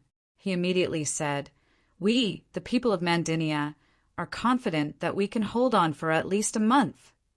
Then someone else said, "When our soldiers are assembled, we will rush to Mandinia as soon as possible and fight with the people of Sparta with you." Printos replied with a serious expression, "Our soldiers are happy to have the opportunity to fight alongside the citizens of Arcadia. However, based on the current situation, I have a suggestion for you to consider. This is the center of your alliance, and there are many villages around it, but they lack sufficient protection. Although we will build a camp in the east to stop the invasion of Sparta, we're not familiar with the geography here. We do not know if Sparta will cross the mountains, bypass the camp, and launch a surprise attack on Megalopolis. Therefore, I suggest that you build an army here and defend against the surprise attack of Sparta together with our army in the camp." When Printos made this suggestion, Clotocatax was surprised, as it was a little different from the plan they had discussed before. However, he suppressed his doubts and did not raise any objections on the spot. On the other hand, Printos's suggestion moved the Arcadian counselors. After a short discussion, they agreed. At this moment, their attitude towards Cloto and Catax had greatly changed. They became much more enthusiastic. After all, the Spartans were currently invading the territory of the Arcadians. However, it was the Dionic army that blocked the Arcadians' way, preventing them from suffering too many casualties. It was inevitable that they would feel guilty. After Clotocatax and the rest bid farewell to the Arcadian counselors and rode their war horses to catch up with the army, Printos took the initiative to explain to the young commander, "Your Highness, please forgive me for changing the previously discussed plan. The previous military plan of Dionia was to let the Arcadia Union send an army to fight side by side with the Dionysian army. This would not only enhance the friendship between the two sides, but at the same time, with the Arcadian army as a guide, it would undoubtedly allow the Dionysian army to integrate into this unfamiliar war zone faster." "I think Lord Printos must have an important reason for doing this," said Clotocatax in a gentle tone. The reason why Printos dared to make a decision on his own and change the plan was that he had a deeper understanding of Clotocatax's character after spending some time with him. At this time, Clotocatax's understanding made him feel reassured, and also made him more determined to assist the young prince. Printos pulled himself together and said seriously, "Your Highness, although you are very magnanimous and did not pursue the assassination just now in order not to affect our alliance with the Arcadia Union, even if the assassins came from Olympia, how did they know that we would meet with the counselors of the Arcadia Union today? How did they wear the same color as the counselors of Arcadia, avoid the patrol of the Arcadian soldiers, and blend in with the troops? All of these must make us think deeply, because it will affect our next battle with Sparta." "You mean," Clotocatax said thoughtfully, "there are spies among the counselors of Arcadia?" Printos further reminded, "The Arcadia Union has just been established, but the alliance between the city-states of Arcadia and Sparta has lasted for decades, the longest among all the alliances of Sparta. Although they have now betrayed Sparta, I think there are many people in their country who are close to Sparta." Clotocatax thought for a moment with a solemn expression. and then said hesitantly, "You are worried that when we fight with the Arcadians, they will suddenly turn from allies to enemies? That is why you propose to let the Arcadian army stay in Megalopolis and not let them meet with us?" "Your Highness," Printos said sincerely, "in the past wars of the kingdom, His Majesty has cleverly instigated the internal strife of the enemy many times, thus shortening the time to achieve the final victory. Because of this, we have to be even more careful if the enemy uses this strategy on us, especially now that we have to go all out to fight against the powerful Sparta. If our allies suddenly attack us, the consequences will be unimaginable. So, for the sake of safety, it is safer for us to not let the Arcadians participate in the battle. Moreover, with the current strength of our army, we can deal with the Sparta people. Without the burden of the Arcadian army, we will be able to command the army more smoothly, and we will be more determined in the battle." "I understand. Thank you, Lord Printos, for your reminder. I agree to carry out the new plan." Clotocatax still had some doubts. "But without the help of the allies, how can we get the help of the local people in the next battle? How can we not be seen as enemies by them? Your Highness, not all of the cities of Arcadia have a close relationship with the Sparta people in the past." Printos's reminder made Clotocatax's eyes brighten up. "You mean Mandinia? It seems that while we are building the camp, we have to send someone to have a good talk with the Lycomedes. I hope he can send us some Mandinians as guides." "Yes, Your Highness," Printos said respectfully. This was not an act, but a sincere one. In his opinion, although this young prince lacked military experience, he was not only good at listening to the opinions of his subordinates, but also able to quickly draw inferences about other things once he was given some advice. He was definitely not a puppet that could be fooled easily, as expected of someone with the bloodline of Hades. At this time, they had already caught up with the main army. The soldiers, who had been marching for a long time, had already started singing the Song of the Legion under the command of the officers. Clotocatax immediately rode close to the marching column and sang along with the soldiers, without caring about his status. He even shook his head when he sang excitedly. Not only did the soldiers not find it funny, but it also made them feel close to him. The vigorous and heroic singing washed away the fatigue of the soldiers, and it also echoed among the hills and mountains. Arcadia's counselors stopped to listen. Although the lyrics could not be heard clearly, it did not stop them from exclaiming, "The morale of the Dionia soldiers is very high." Not only is their morale high, look at their equipment, look at their marching. This is a well-trained army. They are fully capable of fighting against Sparta. Just fighting. You and I have fought with the Sparta people many times. The Sparta soldiers are indeed well-trained. But how many of them are they? Look at this Dionysian army. It has been so long, but I still haven't seen the tail of their army. I'm afraid the number that the Dionia general said is correct. They have more than 30,000 soldiers. I'm afraid the sparse Sparta soldiers are no match for them. Can you tell the combat power of an army just by looking at their marching? I think in the end we will only know who is stronger and who is weaker after the real battle. In any case, with the powerful Dionia as an ally, we will feel very at ease. Don't forget, the powerful Sparta was our ally in the past. But why do we still want to form an alliance? Sigh, I'm afraid that after we drive away the old Wolf King, a new Wolf King will be ushered in. The key is that this new Wolf King's faith is different from ours. They believe that Hades is the master of all gods. Otherwise, why would the Olympia assassinate the Dionia commander? Everyone, don't forget, Zeus is also the protector of our Arcadia Union. As soon as these words came out, there was a dead silence. Lycomedes hurriedly said loudly, "Everyone, the covenant between us and Dionia states very clearly that both sides respect each other's religious beliefs and will never slander or interfere with each other. You don't have to worry about this at all. Now that the Sparta army is attacking, it concerns the survival of the alliance. We need a powerful ally, Dionia, to help us defeat the enemy. This is the most important thing we should do at this time, and we can put other things aside for the time being." Lycomedes is right. Some counselors agreed loudly, but some remained silent. Lycomedes felt a little helpless. This was the current situation of the alliance. In order to convince them these days, he had spent too much energy, and now he was a little tired. In the mansion of Epaminonda in Thebes, Peropidas had just visited. Epaminonda, what's wrong with you these 2 days? Every time after the end of a meeting, you immediately disappear. What are you doing hiding at home? As soon as Peropidas saw Epaminonda, he put on a look as if he was going to interrogate him. Epaminonda knew his best friend well and said faintly, "It's good for me to calm down and think when it's quiet at home." Climax. Chapter 1170.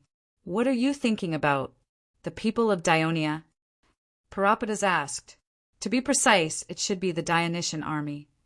Epaminonda said honestly, "This time I went to Messenia and stayed there for a few days.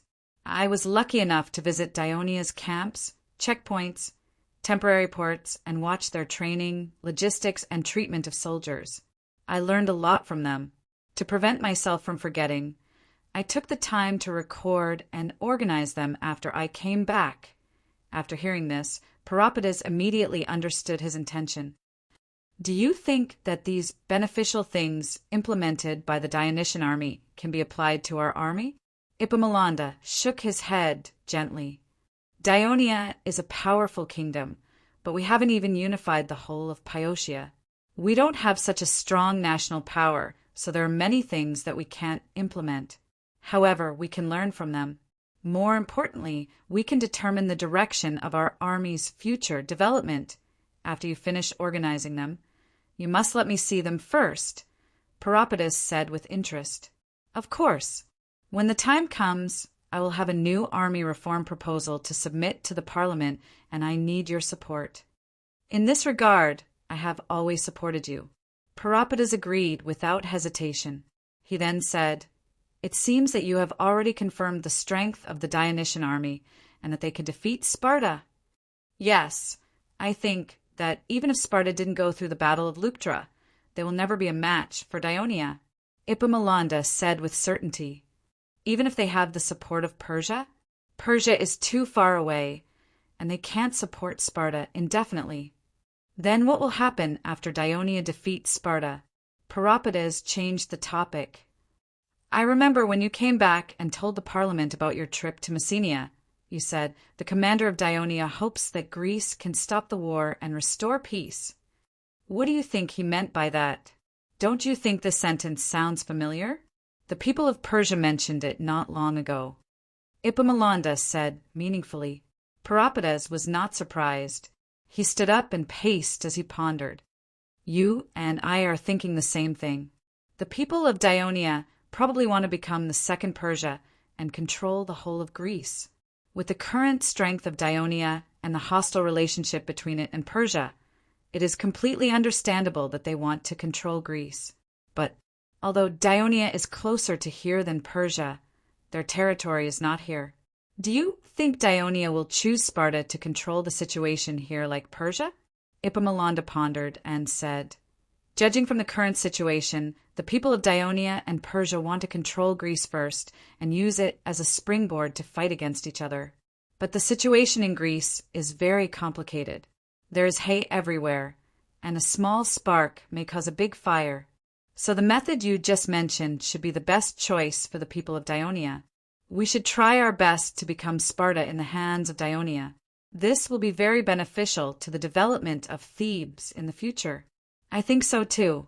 And if Dionia really wants to do this, we, Thebes, will undoubtedly be their best partner in Greece. Although Peropidas said so, he did not seem excited. Instead, he frowned. It's just that the situation has changed. Before coming to your house, I met with the priest of Delphi. Why did Delphi send the priest to Thebes? Epaminonda was immediately alerted.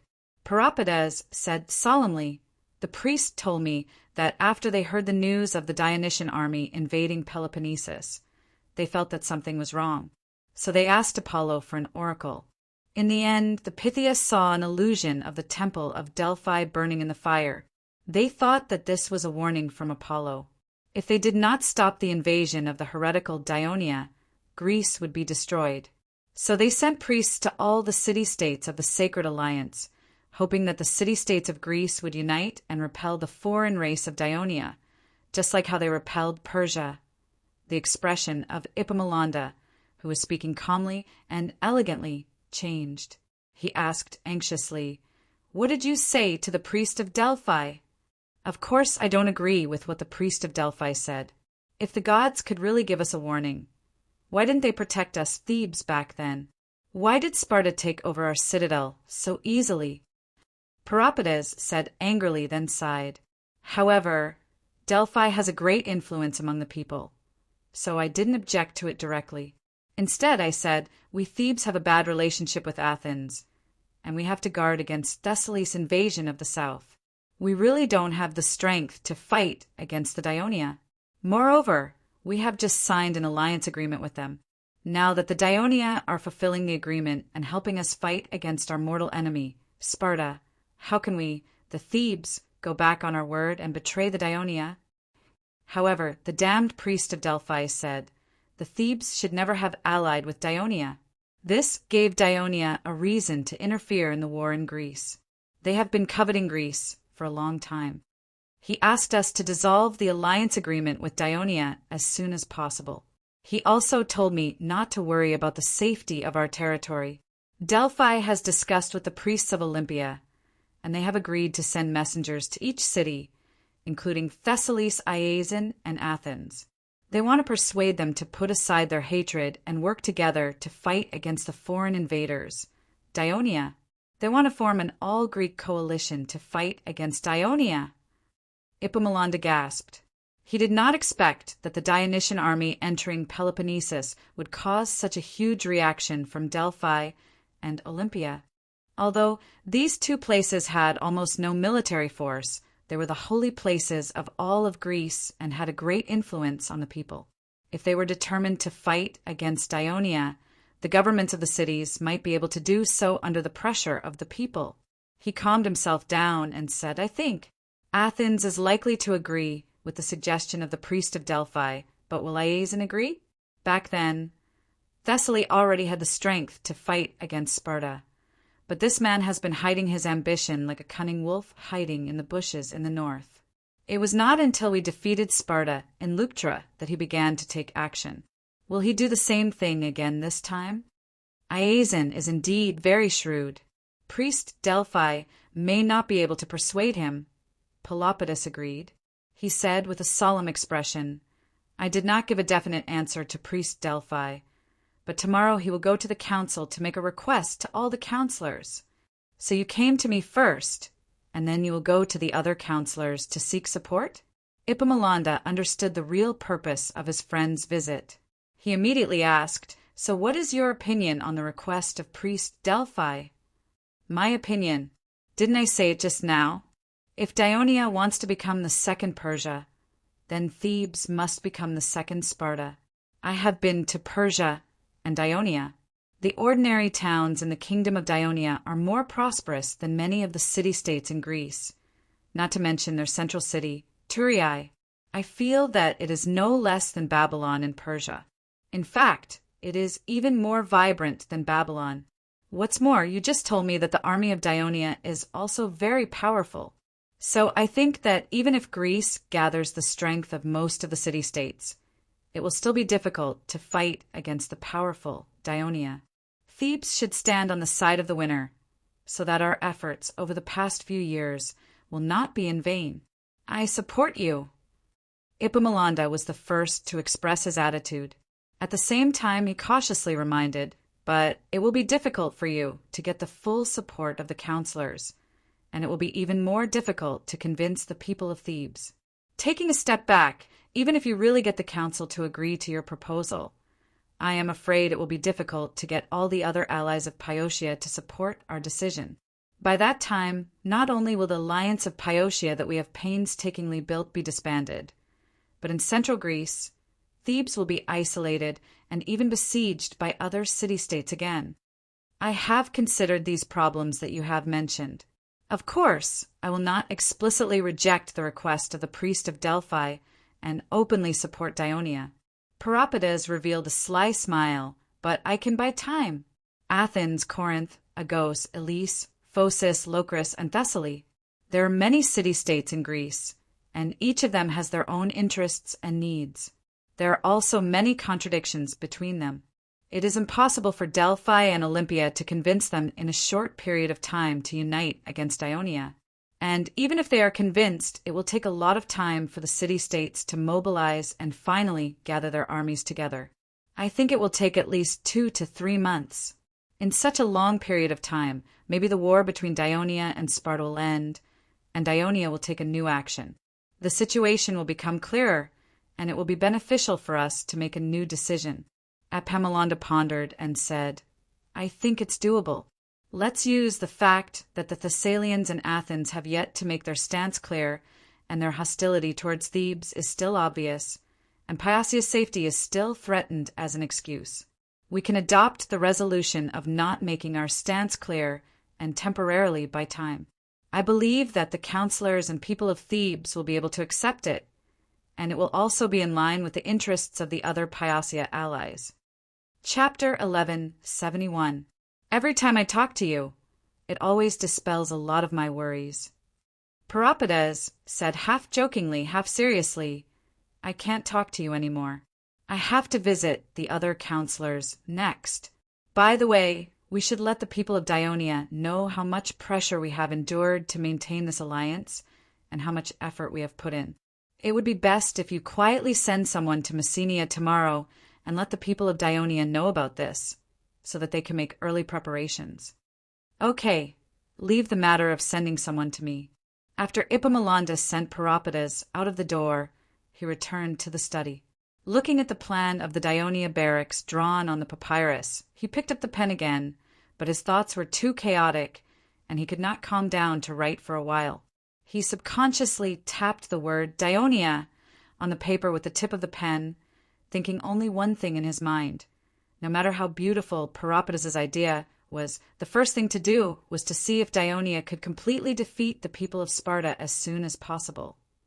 These days, the first fleet commander Sicarion was in a bad mood, but it was not because of the new army commander, Clotocatax.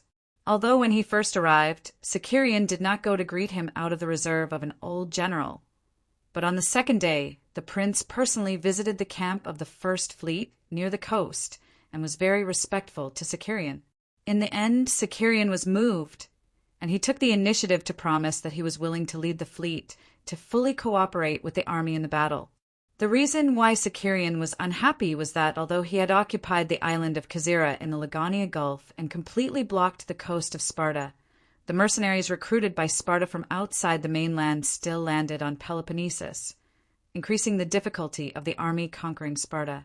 This was not the fault of the First Fleet. Before Sicarion left Thurii, the Devers had told him that after the first flotilla arrived at the southern waters of Peloponnesus, they should try not to cross the Lagania Gulf to patrol the east coast of Peloponnesus or even further north in order to avoid the dissatisfaction of the coastal city-states such as Agos, Corinth, and even Athens. Sicarion had been strictly following the teachings of the king of the Devers, but he did not expect that the cunning Sparta not only allowed the mercenaries to land on the port of Corinth, but also frequently sent grain ships to the port of Corinth. With enough mercenaries and a steady supply of grain, the Sparta people had the confidence to fight the Dionysian army. Just as Sicarion was sitting in the tent sulking, the staff officer walked into the tent. "Commander, I just received a report from a fast ship. There are 5 cargo ships full of soldiers sailing towards the Isthmus of Corinth." Sicarion stood up abruptly. "Where did they find them? Which city-state are they from?" "They should be near Naxos Island, not Naxos Island in Sicily, but an island in the Aegean Sea. They should have entered the port of Corinth by now. Just like before, these cargo ships are flying the flags of Miletus, Samos, Ephesus, Halicarnassus, and other Greek city-states in Asia Minor," the staff officer replied in a slightly angry tone. Clang! Sicarion kicked the chair over. His face was as cold as frost. He paced quickly in the tent, his hands clenched into fists. Suddenly he stopped and shouted, "Order the crew to push the ships into the sea. Get ready to sail." The staff officer immediately understood his intention and hurriedly advised, "Commander, please calm down. His Majesty the Devers has given an order. That's not an order, it's just a reminder. And His Majesty used the word try." Sicurian said emotionally, "We didn't want to have a conflict with these city-states. But these Greek city-states colluded with the Persia and took advantage of our patience. They kept sending food to Sparta, and now they're sending soldiers to Sparta again. In the long run, the war between us and Sparta will become very difficult, and this will cause great losses to the kingdom's interests. So, the Navy can no longer stand by and watch. We must take action." At this point, he softened his tone and said, "You're still young, and you're not familiar with His Majesty's style. He never gives orders to the commanders of the expeditionary army. Instead, he allows them to make their own battle plans according to the actual situation on the battlefield. Now is the time for us to change our strategy." "I understand, sir." The staff officer quickly accepted Sicurian's point of view. In fact, he was also holding back his anger. "Which fleet are you going to send?" Sicurian answered firmly, "All the warships of the First Fleet." "The entire First Fleet?" The staff officer was greatly surprised. The First Fleet had more than 500 warships, and it was like killing a chicken with a butcher's knife just to sink a few troop and grain carriers. Sicurian saw through his thoughts and said in a deep voice, "This time we're not just going to capture or sink all the ships that transport food and soldiers to the port of Corinth. We're going to completely hurt them so that they won't dare to help Sparta in the future. At the same time, this is also an armed voyage for the first flotilla of Dionia to enter the Aegean Sea. We're going to show those Greek city-states our great strength, and let those city-states that want to go against us reconsider whether they have the ability to do so. Yes, I'll inform the entire fleet to get ready to set sail immediately." More than an hour later, Sicurian boarded his flagship, raised the flag of departure, and blew the bugle. Apart from the 2 columns of 50 warships anchored at Kazira Island to blockade the coast of Sparta, the Ministry of Military Affairs, after the war in the Western Mediterranean, under the instructions of the Devers, the Ministry of Military Affairs made some adjustments to the Navy. Not only did it change the 4 major fleets to 3 major fleets, but it also changed the organization of the fleets. It was clearly stipulated that the subfleets had 100 warships under their jurisdiction, and they were composed of 4 columns, each consisting of 25 warships. Therefore, the battleship column became the smallest unit of the Navy of Dionia. The rest of the warships, about 500 of them, were arranged into 4 columns and sailed eastward. After the fleet rounded the Cape and turned north, Sicurian issued another order. Given that there were many islands in the sea, and the fleet was unfamiliar with the sea conditions here, they would slow down and advance along the east coast. After giving the order, Sicurian returned to his seat to rest. After the end of the war in the Western Mediterranean, the Ministry of Military Affairs had discussed with the commanders and shipbuilders of the fleets on the issue of whether the flagship of the fleets needed to be redesigned and improved. Some people proposed to use Carthage's double-headed dragon warship as the blueprint to build the flagship of the fleet.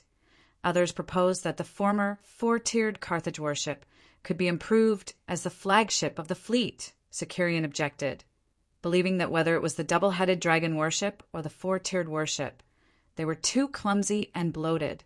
The admirals would never let a ship slow down the speed of the entire fleet and affect combat efficiency. Just because of their greed for enjoyment, Sicurian's opinion was supported by Middleades, the commander of the 2nd Fleet, and Stephakes, the commander of the 3rd Fleet. In the end, the matter of changing the flagship was left unsettled. Other than the hull being slightly larger and the mast taller, Sicurian's flagship was not much different from the Raven warship. Sicurian sat at the stern of the warship. The stern of the warship tilted up like a scorpion's tail, forming a pocket with a wooden chair inside. Since the top of the ship could block the sun, it was more comfortable for him to sit inside. Sicurian held the handle of the wooden chair with both hands and looked out of the warship. The sea here was exceptionally blue, and the wind and waves were very light, so the warship sailed very smoothly. Looking to the left, not far away on the coast, there were strange rocks and strange peaks. Because it was spring, the cliffs were full of green trees and red flowers, pleasing to the eye. Looking up at the sky, there were white clouds floating leisurely in the clear sky. From time to time, flocks of seabirds would fly past, and the gentle sea breeze carried cold water gently brushed against his face, making him feel relaxed and happy. While Sicurian was enjoying a rare moment of comfort, the residents on the shore were very frightened. This coast was still Sparta's territory. Although most of it was cliffs, there were still some small coastal towns. In recent years, there had been frequent wars, and the people in the towns and villages here often saw fleets passing through the nearby waters. They were either ships from Athens and its allies, or the fleets of the Peloponnesus alliance. But they had never seen such a terrible scene. Countless warships covered most of the sea as far as their eyes could see, and every ship was as black as ink, as if it had dyed the blue sea black. Just as they ran north along the coast in panic to inform the people in Sparta of this shocking news, the vanguard of the Black Fleet had turned northeast. After bypassing the peninsula on the east side of the territory of Agos, the first flotilla entered a large bay, Cerone Bay. It was like entering a bustling town from a sparsely populated village. Hundreds of ships full of goods could be seen entering and exiting this large bay. Most of them were sailing to Athens in the north. Some were sailing to Corinth in the east, and a few were sailing to Megara in the southeast. Even during the war, this place had become one of the most prosperous bays in the Mediterranean Sea a long time ago. But at this moment, the first flotilla of Dionia was like a hungry wolf breaking into a flock of sheep. For a moment, there was chaos, and the ships fled in panic. It did not take long for the bustling bay to become a lot quieter, and no other ships appeared around the warships of the first flotilla. The captains of the first flotilla apparently did not care about such a change. They followed their plan and turned the warships to the east, going deeper into the bay. Chapter 1172. In the middle of this bay, there was an island called Ina. More than 100 years ago, it was still considered a powerful Greek state. Athens suffered a lot when it came to its navy. It was not until Themistocles suggested that Athens use most of its wealth to develop its navy that Athens gradually began to gain the upper hand in naval battles with Ina. Finally, during the reign of Pericles, Athens entered a golden age. Without Sparta's intervention, Ina was finally conquered and became the territory of Athens. Ina was annexed, and Salamis Island, which was not far from its northwest, also belonged to Athens. Therefore, the northern part of the bay was under Athens' control. Although Sicurian made a shocking decision, he did not lose his rationality. He did not arrogantly let his fleet of warships break into the northern waters and provoke Athens. This was very likely to drag Athens, who was originally neutral, into the war at this time and add unnecessary trouble to the kingdom. Therefore, he let the fleet of warships sail through the southern part of Ina Island. Of course, this was also a risky decision. There were some small islands and reefs in the southern part of Ina Island, and the route was relatively narrow. The warships of the first flotilla, who were not familiar with the sea conditions here, could only form a long column and pass through at a slower speed. If a hostile Greek city-state fleet suddenly launched an attack at this time, the head and tail of the first flotilla fleet would not be able to coordinate with each other and would inevitably suffer greater losses. In this sea area and the nearby waters, only Athens had a strong navy. According to the information provided by the Ministry of Military Affairs, Sicurian knew that there was a military port of Athens on Ina Island, where some warships were docked. Therefore, Sicurian had long lost his previous ease and began to feel nervous. The first flotilla quickly divided into two columns and began to pass between Ina Island and Masina Island. Then, They carefully circled to the south of Agtistri Island. After that, they gradually increased their speed at this time. The southern coast of Ina Island was full of the people of Athens. They stared at the 3 oared warships, sailing past them one after another. Their faces were full of astonishment. How many warships are there? I've been counting just now. 205 ships have passed by, and there's still a long way to go. I estimate that there are at least 400 ships. This should be the fleet of Dionia. I heard that when they had a naval battle with the Carthage people, the total number of warships on both sides reached 1,000. At that time, I thought that the self-deprecating colonial kingdom was trying to intimidate the forces in the western Mediterranean. Aristophanes' play The Dionia was popular in Athens, causing many people in Athens to think that the Greeks, the main body of Dionia, ignored their noble identity and took the initiative to integrate the indigenous people into their kingdom, giving them citizenship and living together with them. This was a sign of self-deprecation and deliberately exaggerated their strength. But now it seems that it may be true. 400 warships is nothing. The total number of warships in Athens used to be more than this. Even if our warships are far fewer than there's now, with our superb sailing skills, we can still defeat them in a naval battle. Young man, it's good to have confidence, but don't blindly belittle the other party. We're all sailors. Take a closer look at their ships before you make an evaluation. The fleet of Dionia should not be familiar with the sea conditions here, but look at their speed. The distance between each row of warships and the row of warships behind them is always stable. In the narrower area in front, 2 warships of each row can easily make turns without slowing down, and there has never been a collision. This shows that the fleet of Dionia is well trained, and their sailors are good at handling their ships. We must pay attention to them. Hey, you guys, now that the fleet of Dionia has arrived at our doorstep, you still have the leisure to stand here and watch? Shouldn't you be dispatching our warships to prepare to protect our homeland? What do you know, a woman like you? Look at the direction of the Dionysian fleet. It doesn't look like they're coming for Athens. Besides, we haven't received the order to attack from the executive committee of the general. If we attack rashly and cause a war between Athens and Dionia, we may be condemned by the assembly of citizens. While the people of Athens were standing on Ina Island and discussing, the vanguard of the first flotilla had quickly arrived near the port of Kenchire, located in the eastern part of the Isthmus of Corinth. The land here was concave inwards, forming a small bay. The warships of Dionia immediately blocked the mouth of the bay to prevent the ships from escaping. The arrival of the first flotilla was very coincidental. After the 5 troop carriers from Asia Minor entered the port of Kenchire, another 2 grain carriers from Asia Minor arrived near the port of Corinth. When they received the news that the Dionysian fleet had appeared in Sarone's Bay, they panicked because of their guilty conscience. They swarmed into the port, causing panic and congestion at the entrance of the port. The port could not be closed for a while. The warships of the first flotilla seized the opportunity to rush into the port, trying their best to hit all the ships flying the flags of the city-states of Asia Minor that they could see, even though they had already docked at the port. In the process, in order to clear the route, they inevitably knocked over other ships. The port of Kenchire was in chaos. The people on the shore were panicking and screaming.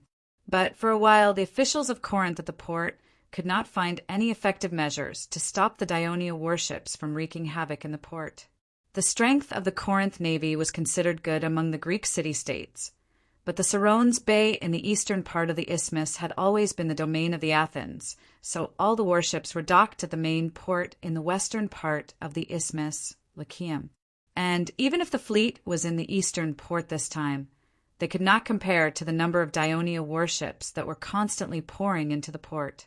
In addition, more than a dozen Raven warships docked at the port one after another, and the fleet's infantry immediately went ashore. But they did not go after the people of the port, nor did they try to seize the port. Instead, they lined up in a neat phalanx of nearly 500 people, holding shields and swords in their hands, and shouted in unison, We only attack the cargo ships that transport troops and food for Sparta. We mean no harm to Corinth. We only attack. The shouting of the fleet's infantry was a little ridiculous, but it worked in the current chaotic situation. The Corinth fleet hesitated, and because of the deterrence of the Ionia soldiers who landed on the shore, they neither fired rockets from the sentry tower, nor did they find a way to close the water gates. Not long after, the bugles sounded on the flagship of the First Fleet, and all the Ionia warships in the port quickly evacuated. The people of Corinth in the port calmed down a little, but the entire port was filled with broken boards and wreckage, and the cries for help of the sailors who fell into the water could be heard incessantly.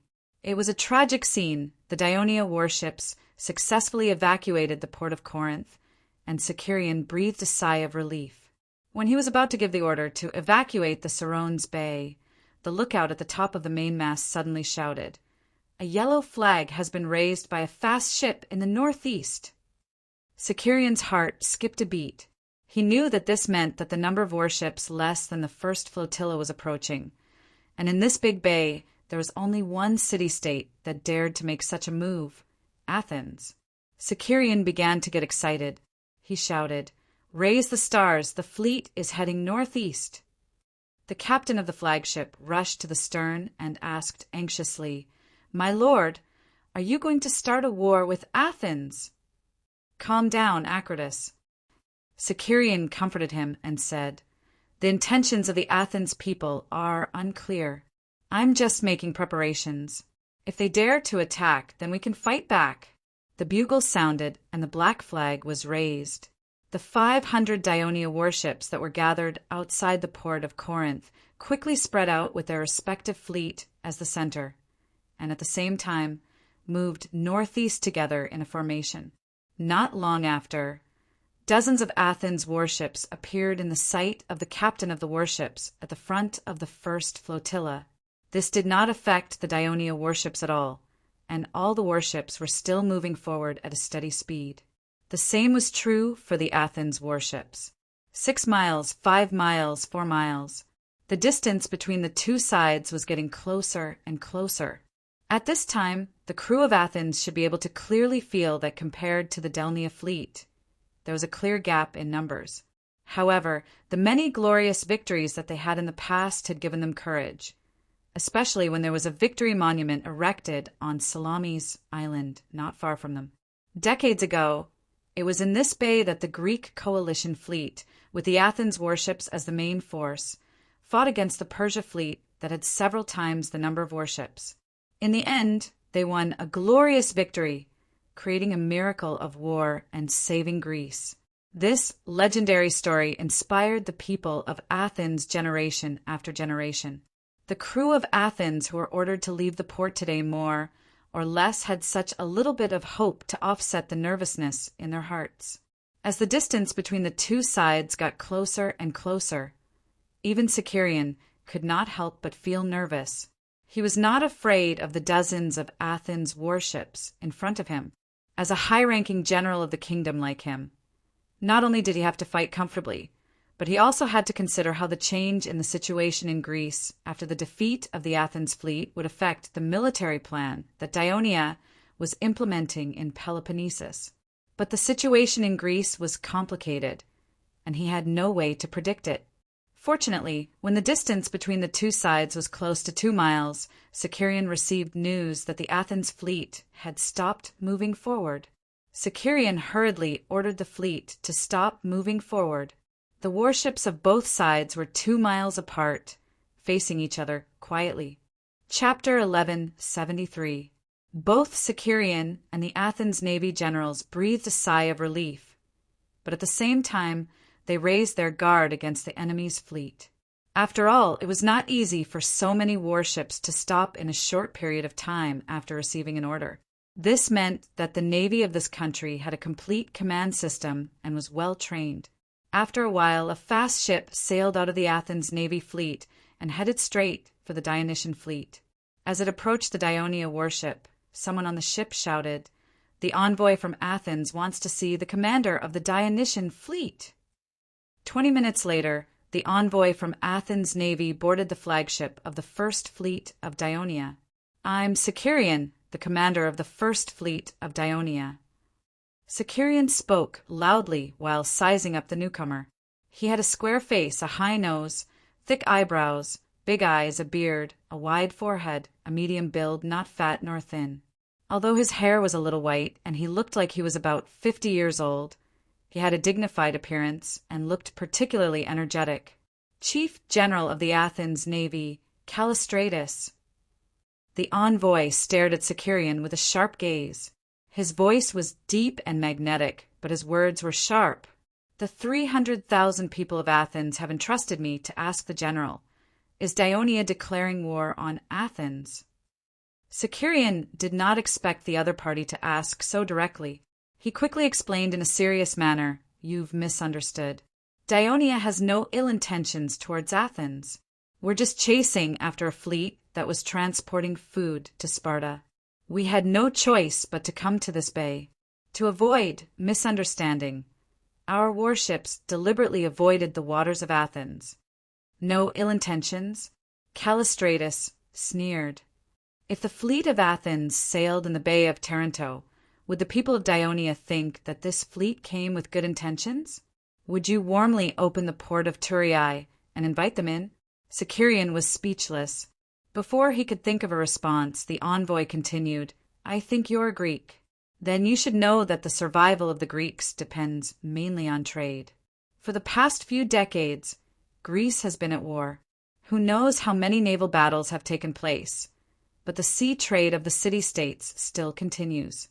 Few warships take the initiative to attack merchant ships because the sailors of every city-state know that attacking merchant ships is to dig at the roots of the Greeks. Corinth is just doing what every city-state should do in the sea trade, and those ships that were built for Sparta are just abiding by the trade contract. The sailors are just making some money for the livelihood of their families, but now you—" Callistratus's eloquent accusation made Sicarion feel wronged. He quickly coughed and interrupted the envoy impatiently. "Please don't talk about these irrelevant things anymore. Just tell me why you're here." A trace of contempt flashed in Callistratus's eyes. He looked calm, but his tone was forceful. After the war between Dionia and Sparta, Sparta once asked Athens for help. The people of Athens considered the relationship between Sparta and Thurii, so they did not agree to the request of the Spartans.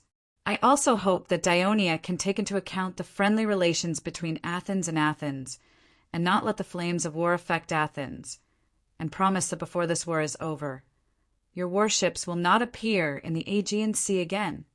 Callistratus's words were full of threats, but Sicarion was not one to be threatened. He raised his eyebrows and said in a deep voice, "Our warships will leave immediately, but if there are still fleets to transport troops and food for Sparta, we will come again." Both sides parted on bad terms. After Callistratus left on his ship, a majestic bugle sounded from the Dionia fleet. The warships at the front of the Dionysian fleet turned south one after another, and the warships at the back turned north one after another, and then began to move forward. Not long after, the originally stacked fleet formed two long columns again, drawing a large circle in front of the Athens fleet, and then returned to their original route. The sailors of Athens listened to the impassioned bugle sounds coming from the front, and watched as the Dionia warships turned their hulls to face the bow of the Athens fleet and swaggered past them. They were surprised by the boldness of the Dionia people, and at the same time a little angry. "The Dionia people are demonstrating to us." Chabrias, the temporarily appointed commander of the Athens fleet, looked at the sea in front of him and said with a solemn expression, "But the Dionysian fleet can change their formation so quickly even with so many warships. If we go to war with Dionia in the future, their navy will be a huge threat to Athens." At this point he turned to look at Callistratus beside him, and with a solemn expression he asked in a low but powerful voice, "Now is the best time to defeat this fleet. Should we launch an attack?" Callistratus shook his head. "Athens has not declared war on Dionia, and the citizens are not ready. Let's wait. Only when the entire fleet sailed out of Sarone's bay did Sicarion loosen his clenched fist. He took a deep breath and said loudly, "Order the fleet to sail east, pass through Kisnos Island, and after reaching the vicinity of Delos Island, go straight south and only return to the station when they see Crete." Yes. While the Dionysian army was still building their camp in the territory of Megalopolis, Archidamus, who received the news, immediately lifted the siege on Mandinia and led the army south, bypassing the city of Tegea. He also began building camps at the southern border with Sparta and began to confront the Dionysian army in the west. Knowing that the siege of Mandinia had been lifted, under the advice of Printos, Clotocatax was not in a hurry to lead the army east. Instead, he patiently continued to let the soldiers fortify the camp. Although the main forces of both sides did not move, the two camps were not peaceful. Battles between scouts from both sides occurred every day, including cavalry and infantry scouts. Of course, the more professional and well-trained Dionysius side had the upper hand, especially when a small team of scouts from the mountain ridge ambushed a group of about 20 Sparta mercenaries to search for food. They killed 6 people, killed 4, captured 2, and did not suffer any casualties themselves. All of this put a lot of pressure on the Sparta mercenaries. A few days later, the king of Sparta, Agesilaus, led 7,000 soldiers out of the northern part of Sparta and entered the territory of Tegea to meet up with the Sparta mercenaries. "Father, you're finally here." Archidamus personally came out of the camp to greet him. His face, which had been covered with gloom for the past few days, finally relaxed and revealed a smile. Although Agesilaus was leaning on his cane and looked a little tired, his smile was even more cheerful. "You've worked hard, Archidamus. In order to satisfy your request, I brought all the brave warriors of Sparta. Before I left, I specially went to the Temple of Nina in Athens to offer sacrifices. The oracle I received was a good omen. Usually, before the war, the 2 kings of Sparta who had the right to offer sacrifices would send people to Delphi to ask for an oracle. However, now that the war is happening in the northern border, it is very dangerous to go to Delphi. Moreover, there is not enough time, so we can only offer sacrifices in the citadel of Sparta." "That's great." Archidamus looked relieved. Aias looked around at the mercenary generals standing behind Archidamus and said confidently, "Actually, even without the oracle, I believe that Sparta will win this time. In the past, we, Sparta, only needed to send a few hundred warriors to join up with the allied army, and we would be able to dominate Greece. Now, not only have we, Sparta, sent out all our elites, but the army that you, Archidamus, lead is also made up of the most elite soldiers from various city-states. With the 2 combined, this is the largest and most powerful army that I've led in all these years. I believe that no one can match it." "That's right, King Agesilaus is right," the mercenary generals shouted excitedly. Then Archidamus introduced these mercenary generals to his father one by one. Agesilaus chatted with them warmly. Some of them were people that he knew. After all, he had fought in Asia Minor for many years 20 years ago, so he was very familiar with the situation there. Therefore, he knew every mercenary general's home, country, like the back of his hand. He talked about them with great familiarity, which made the generals feel close to him. To these mercenary generals, Agesilaus was a living legend. He fought in the territory of Persia all by himself, causing the people of Persia to be in an awkward situation. They had taken the initiative to ask for peace several times, and his charm had made many Greek city-states in Asia Minor willing to support him. Until now, many of his stories were still circulating in Asia Minor. Therefore, the mercenary generals rushed to salute Agesilaus. It was an honor to be able to talk to him, and the atmosphere was very warm. After a long time, Elias said goodbye to them with the reason that he was a little tired and needed to rest, and followed Archidamus into the central tent. After entering the tent, Agesilaus threw away his wooden staff and leaned against a wooden chair with the help of his servants. The smile on his face had disappeared, and his expression became serious. "What's the situation now?" Father. Archidamus' expression was equally serious. A small amount of food was shipped from the port of Corinth the day before yesterday, but no more food was shipped from the north yesterday. The people of Persia told me that the fleet of Dionia is patrolling the Aegean Sea every day. Any fleet that enters Saron's Bay will be intercepted and interrogated. Several of their fleets have been captured, and the people of Persia have to temporarily stop the food shipments. Apex. Chapter 1174. Agesilaus was not surprised. The reason why he led the army here was because he had received the report from the messenger Archidamus sent to Sparta. Now, the situation had only become more serious. He thought for a while and asked, "How many more days can the food stored in the camp last?" "If you count the troops you brought, don't count them yet. After receiving the news from you, I asked the soldiers to bring 5 days' worth of rations. About 7 days, so I sent people to collect food in the Tegea territory. Unfortunately, the Tegea people have long hidden in the city, so we didn't get much. Immediately stop collecting food from the Tegea territory. At the same time, forbid anyone from destroying the Tegeus villages and fields, and forbid anyone from looting their houses." Agesilaus said sternly, "Father, why are you doing this? We trusted the Tegea so much, but they betrayed us. We must punish them severely. We must let the cities of Peloponnesus know the consequences of betraying Sparta." Agesilaus looked at the confused Archidamus and sighed in his heart. His son fought bravely and was good at making friends. He had a good reputation among the Sparta people, but he had one biggest shortcoming. He was not willing to use his brain, did not do things meticulously, and did not look at the problem comprehensively. Of course, this was also a common problem among most Sparta citizens. Sparta could do this when it was strong, but when it was deserted and the enemy invaded, not only would it not be effective, it would have the opposite effect. However, Agesilaus understood his son's stubborn personality. He did not intend to use words to persuade him, but to let the facts of the future leave a deep impression on him.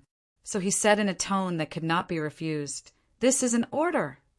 Although Archidamus was almost 40 years old and had led troops into battle many times, he still had respect for his old father. He did not explicitly object, but reminded him, "I'm afraid those mercenaries will not accept this order." "They will accept it," Agesilaus said with certainty. Archidamus couldn't say anything more about this issue, so he changed the topic. "Father, the elders should have met the messenger of Corinth, right? What is the decision of the censor and the council of elders regarding their proposal?" Agesilaus said unhurriedly, "Although the Corinth have always been cunning and capricious, and had once brought disaster to Sparta, I'm referring to the Corinth War, and remained neutral in the war against the Thebes, the Elder Council is still willing to believe Corinth's words. It's not just because the Corinth emissary said that the Dionysian fleet had ambushed their port and humiliated them greatly. They want revenge. And because Dionia has seriously damaged the interests of Corinth's people, they've been holding a grudge for a long time." "Wait! Dionia damaged the interests of Corinth. What interests?" Archidamus couldn't help but interrupt. Seeing the puzzled look on his son's face, Agesilaus covered his forehead with his hand, but he still patiently explained, "The fundamental interests of Sparta are in Peloponnesus. The fundamental interests of Athens are in the Aegean Sea, and the people of Corinth have been developing westward for a long time. They have many colonies in the western Mediterranean, including Caecula and Syracuse, that we're familiar with. They used to be very rich by relying on trade with these colonies, but now Archidamus suddenly realized Dionia annexed all the city-states of Great Greece, which made Corinth hate them. No wonder they agreed so easily to open the port of the Eastern Isthmus and allow us to transport troops and food. The messenger of Corinth said that they will unite all the city-states of Greece to fight against Dionia, and we also believe that they can do it. The people of Corinth are not good at war, but they are quite good at this aspect." When Agesilaus said this, he did not have the sarcasm of the other people of Sparta, but a bit of admiration. He still clearly remembered that when he was still a young man, the Peloponnesus War had been going on for almost 10 years, and Sparta had encountered a crisis. Not only were they defeated in both naval and land battles, but the helots in the country were also constantly defecting. Sparta's prestige was greatly reduced, and just domestic affairs alone made them anxious, let alone sending troops to war. To make matters worse, the alliance between Sparta and Agos had expired, and Agos refused to renew the contract. Instead, they formed an alliance with Athens. The Peloponnesus alliance was also facing fragmentation, especially since Mandynia and Elis had their own interests and were in conflict with Sparta. Therefore, the power of Sparta was severely weakened, and they were forced to sign the Treaty of Nicias with Athens. However, because Sparta did not strictly abide by the contract, war could break out at any time, and the people of Agos were also restless. Sparta was facing a huge crisis. At that moment, Corinth stood up and carried out a magical diplomatic operation. Not only did he stabilize the Peloponnesus alliance, but he also prevented Athens and Agos from cooperating well. Instead, there was a gap between them, allowing Sparta to overcome this difficulty and finally win the war. Agesilaus exhaled lightly, blowing away the past, and said seriously, "Daionia is a power in the western Mediterranean. It rose to power by annexing the colonial city-states of Greece for more than 20 years. To the local city-states, it's not only a little unfamiliar, but also more or less in conflict of interest. Now, this outsider has not only sent troops to run amok in the land of Peloponnesus, their fleet is also cruising freely in the Aegean Sea, which will inevitably make many city-states feel angry and threatened. Therefore, the Council of Elders believes that Corinth should be able to form a temporary alliance against Daionia." At this point, Agesilaus exhaled again and said softly, "But this alliance mentioned by Corinth, we can't count on it for the time being. Because an alliance that wants to include more than half of the city-states in Greece and form a powerful army can't be done in a short period of time. What we lack now is time, right, Father?" Based on his experience in leading troops to fight against other Greek city-states in the past few years, Agesilaus could guess the reason for this. The Council of Elders has verbally agreed to Corinth's suggestion, but we all know very well that we can't count on this non-existent alliance at this stage. But the army of Daionia is already at our doorstep, and we can't maintain such a large army for a long time because of the lack of food. Agesilaus lightly hammered his broken leg with his hand and said solemnly, "There's one thing you probably don't know. In the past 2 days, the Dionysian fleet has not only been cruising in the Aegean Sea, but some warships full of soldiers have also approached our coast many times, pretending to land again. This has put a lot of pressure on the Council of Elders. It took me a lot of effort to convince the Council of Elders and the inspectors to take the risk and send out 7,000 soldiers. Now, there are less than 1,000 young warriors left in the territory of Sparta. We mainly rely on the old people, the Pariasis and some Heloths to defend the territory. We don't have enough troops, and there's a great danger. So what we need to do now is to defeat this Dionysian army as soon as possible, and then return to defend the territory of Sparta. As long as we win this victory, we can win more support from the Persia and revive the prestige of Sparta in Peloponnesus. It can also buy us more time to wait for the Greek alliance that Corinth's people mentioned to be established and fight with them against Daionia. Then we will have a greater chance of winning." As Agesilaus spoke, his emotions gradually became agitated. However, the commander of the Dionysian army seems to be more cautious. Archidamus reminded again, with some worry, "These days the Daionia soldiers have been building their camp. They don't seem to have any intention of fighting with us in a short period of time. Maybe they want to wait for us to run out of food before attacking. Are we going to attack the camp of the Daionia? The Daionia will come out." Agesilaus replied confidently. "Pausanias, the former king of Sparta. When the Corinth War broke out more than 10 years ago, he and Lysander were ordered to each lead an army to attack the Thebes together. The elder council of Sparta and the censors made a fatal mistake. They only considered the abilities and positions of these two men when they chose their commanders. But they forgot that these two men had long regarded each other as enemies because of their opposing political ideals. As a result, Pausanias, who should have met up with Lysander's army in time, did not arrive. This caused Lysander to defend against the attack of the Thebes alone, which eventually led to a crushing defeat. The hero of Sparta also died on the battlefield.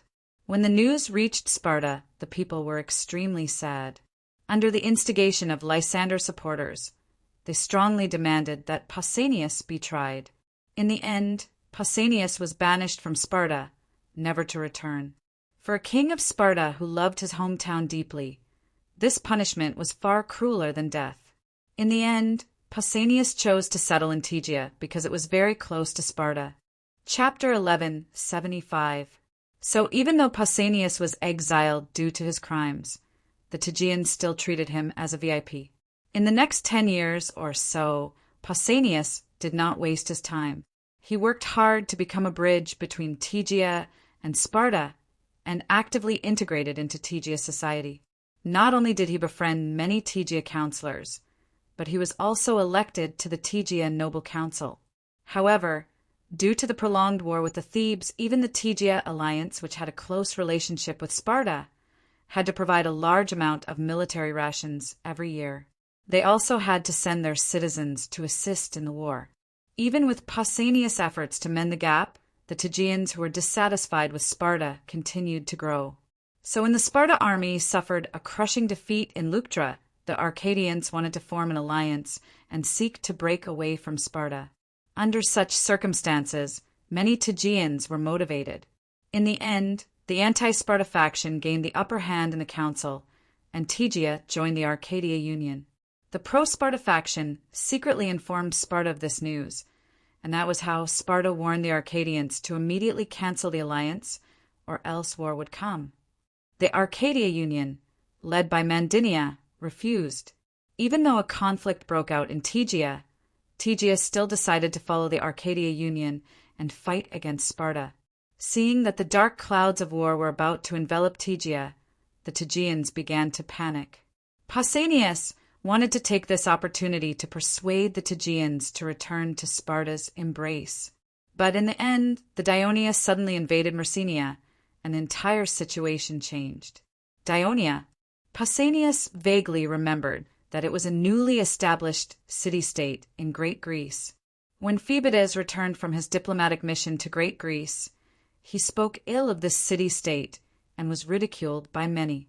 As the overlord of Greece, Sparta did not even pay attention to this little colonial city-state. After Pausanias went into seclusion in Tegea, news became even more isolated, and he occasionally heard rumors. Dionia won the war with Syracuse. Dionia won the war with Carthage. At that time he could only sigh. This city-state is quite warlike. After that, he threw it to the back of his mind and did not pay much attention to this city-state. After all, the affairs of the Western Mediterranean were still too far away for a landlocked city-state like Tegea. Pausanias was more concerned about the affairs of Peloponnesus. Now, the kingdom of the Western Mediterranean had sent an army across the sea to attack Sparta, and they struck a fatal blow to Sparta. Messenia was seized, and Sparta suffered heavy losses. Then, the Arcadia Union and Dionia formed an alliance, and the anti-Sparta faction in Tegea completely gained the upper hand. Pausanias saw this, and his heart ached.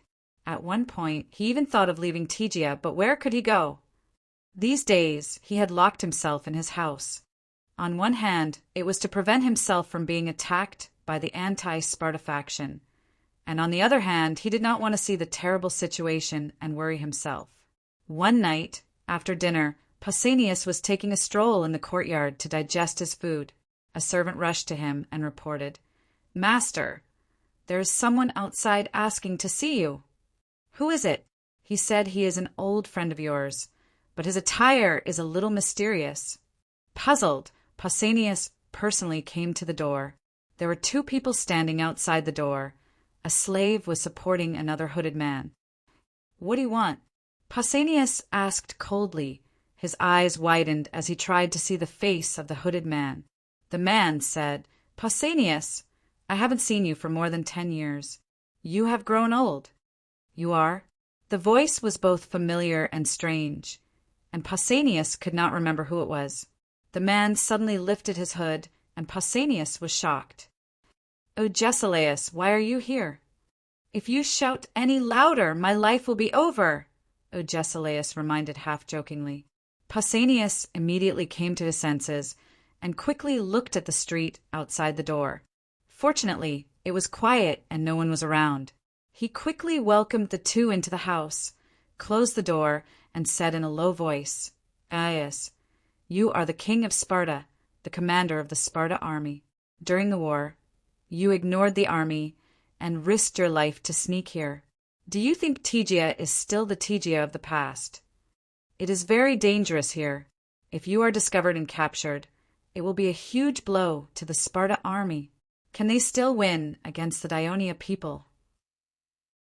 Pausanias looked distressed. His words were full of reprimand, as if he was still the king of Sparta. Agesilaus, however, laughed. "Although you have left Sparta for more than 10 years, you are still a citizen of Sparta. I don't have time to chat with you now," Pausanias said with a serious expression. "Get out of the city now. If the people who arranged for you to enter the city dare not help any more, I will arrange it for you." Agesilaus stopped smiling and looked at the old king. With an extremely solemn expression, he replied in a low voice, "I sneaked into Tegea to save Sparta. Only by making Tegea completely under Sparta's control can we have a chance to win against the Dionysian army. Otherwise, Sparta will cease to exist." Pausanias was stunned, and then asked with concern, "Is the situation in Sparta serious now?" "Very serious." Agesilaus immediately told him the difficulties and dangers faced by the Sparta army. Pausanias was stunned for a long time. When worry crawled all over his wrinkled face, he let out a long sigh. Now that the anti-Sparta faction in Tegea has a clear upper hand, it will be difficult to make Tegea become an ally of Sparta in a short period of time. As long as we have your help, we can do it." Agesilaus answered confidently, and then he revealed his plan. After listening, Pausanias's expression changed. He thought of the disaster that the Tegeans who had a good relationship with him were about to face, and could not help but say, "Isn't this too cruel? If we don't do this, the fate that Sparta will face will be even more tragic than this," Agesilaus said in a heavy tone. Pausanias was silent for a moment, then said with a determined expression, "You wait here. I will now hurry up and contact all the most trustworthy Tegea counselors who are closest to Sparta." "Pausanias!" Agesilaus stopped him and said with a solemn expression, "I believe that after we defeat the Dionysian army, the council of elders, the censors, and the people will forgive the mistakes you have committed." At that moment, the 70-year-old former king of Sparta suddenly seemed to have tears in his eyes. He sniffed and said emotionally, "Agesilaus, you are also old. I didn't expect that today's Sparta will be saved by us two old fellows who are about to die." Ever since the siege of Mandinia was resolved, the Dionysian army had been staying in the camp.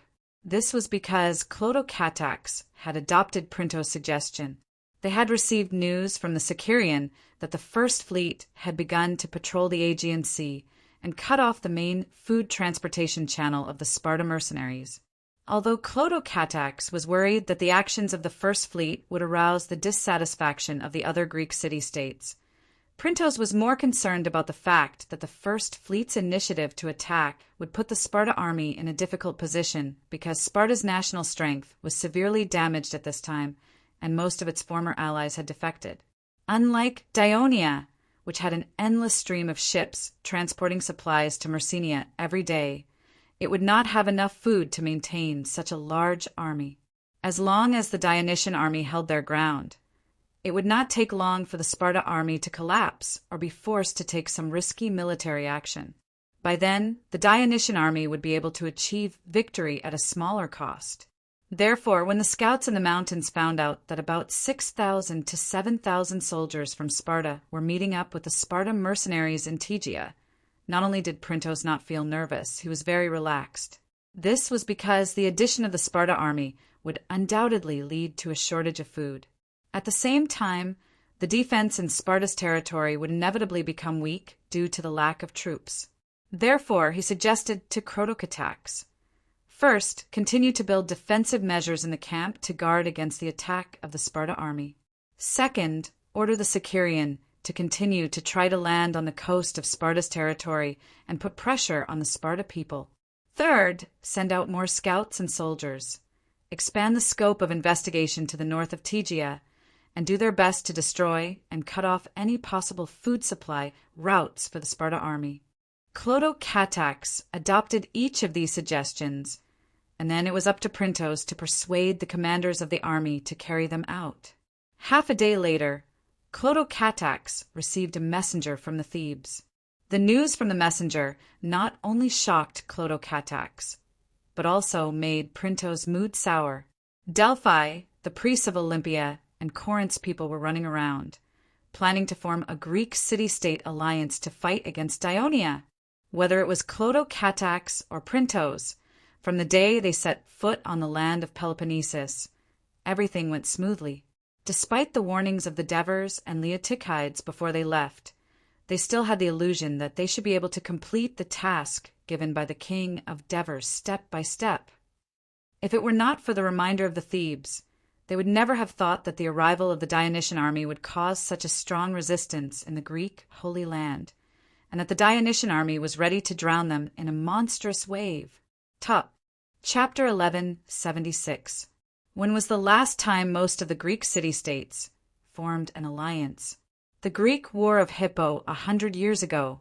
They were treating Dionia as an enemy like Persia. This was very uncomfortable for Chrotocatax and Printos, who had Greek blood flowing in their veins and had a Greek complex. Therefore, when the messenger left, both of them looked very solemn. Printos was the first to break the silence. He comforted Chrotocatax. "Your Highness, you don't have to worry too much. The Thebes have already said that forming an alliance that includes most of the Greek city-states will take a long time. We still have enough time to conquer Sparta. Once Sparta is conquered, Messenia will belong to us again. The Arcadia Union will still be our ally. Elis has also expressed goodwill to us. This way, we will have more than half of Peloponnesus. In addition, the Thebes will also support us. Even if other city-states form an alliance to fight against us, their strength will be greatly weakened.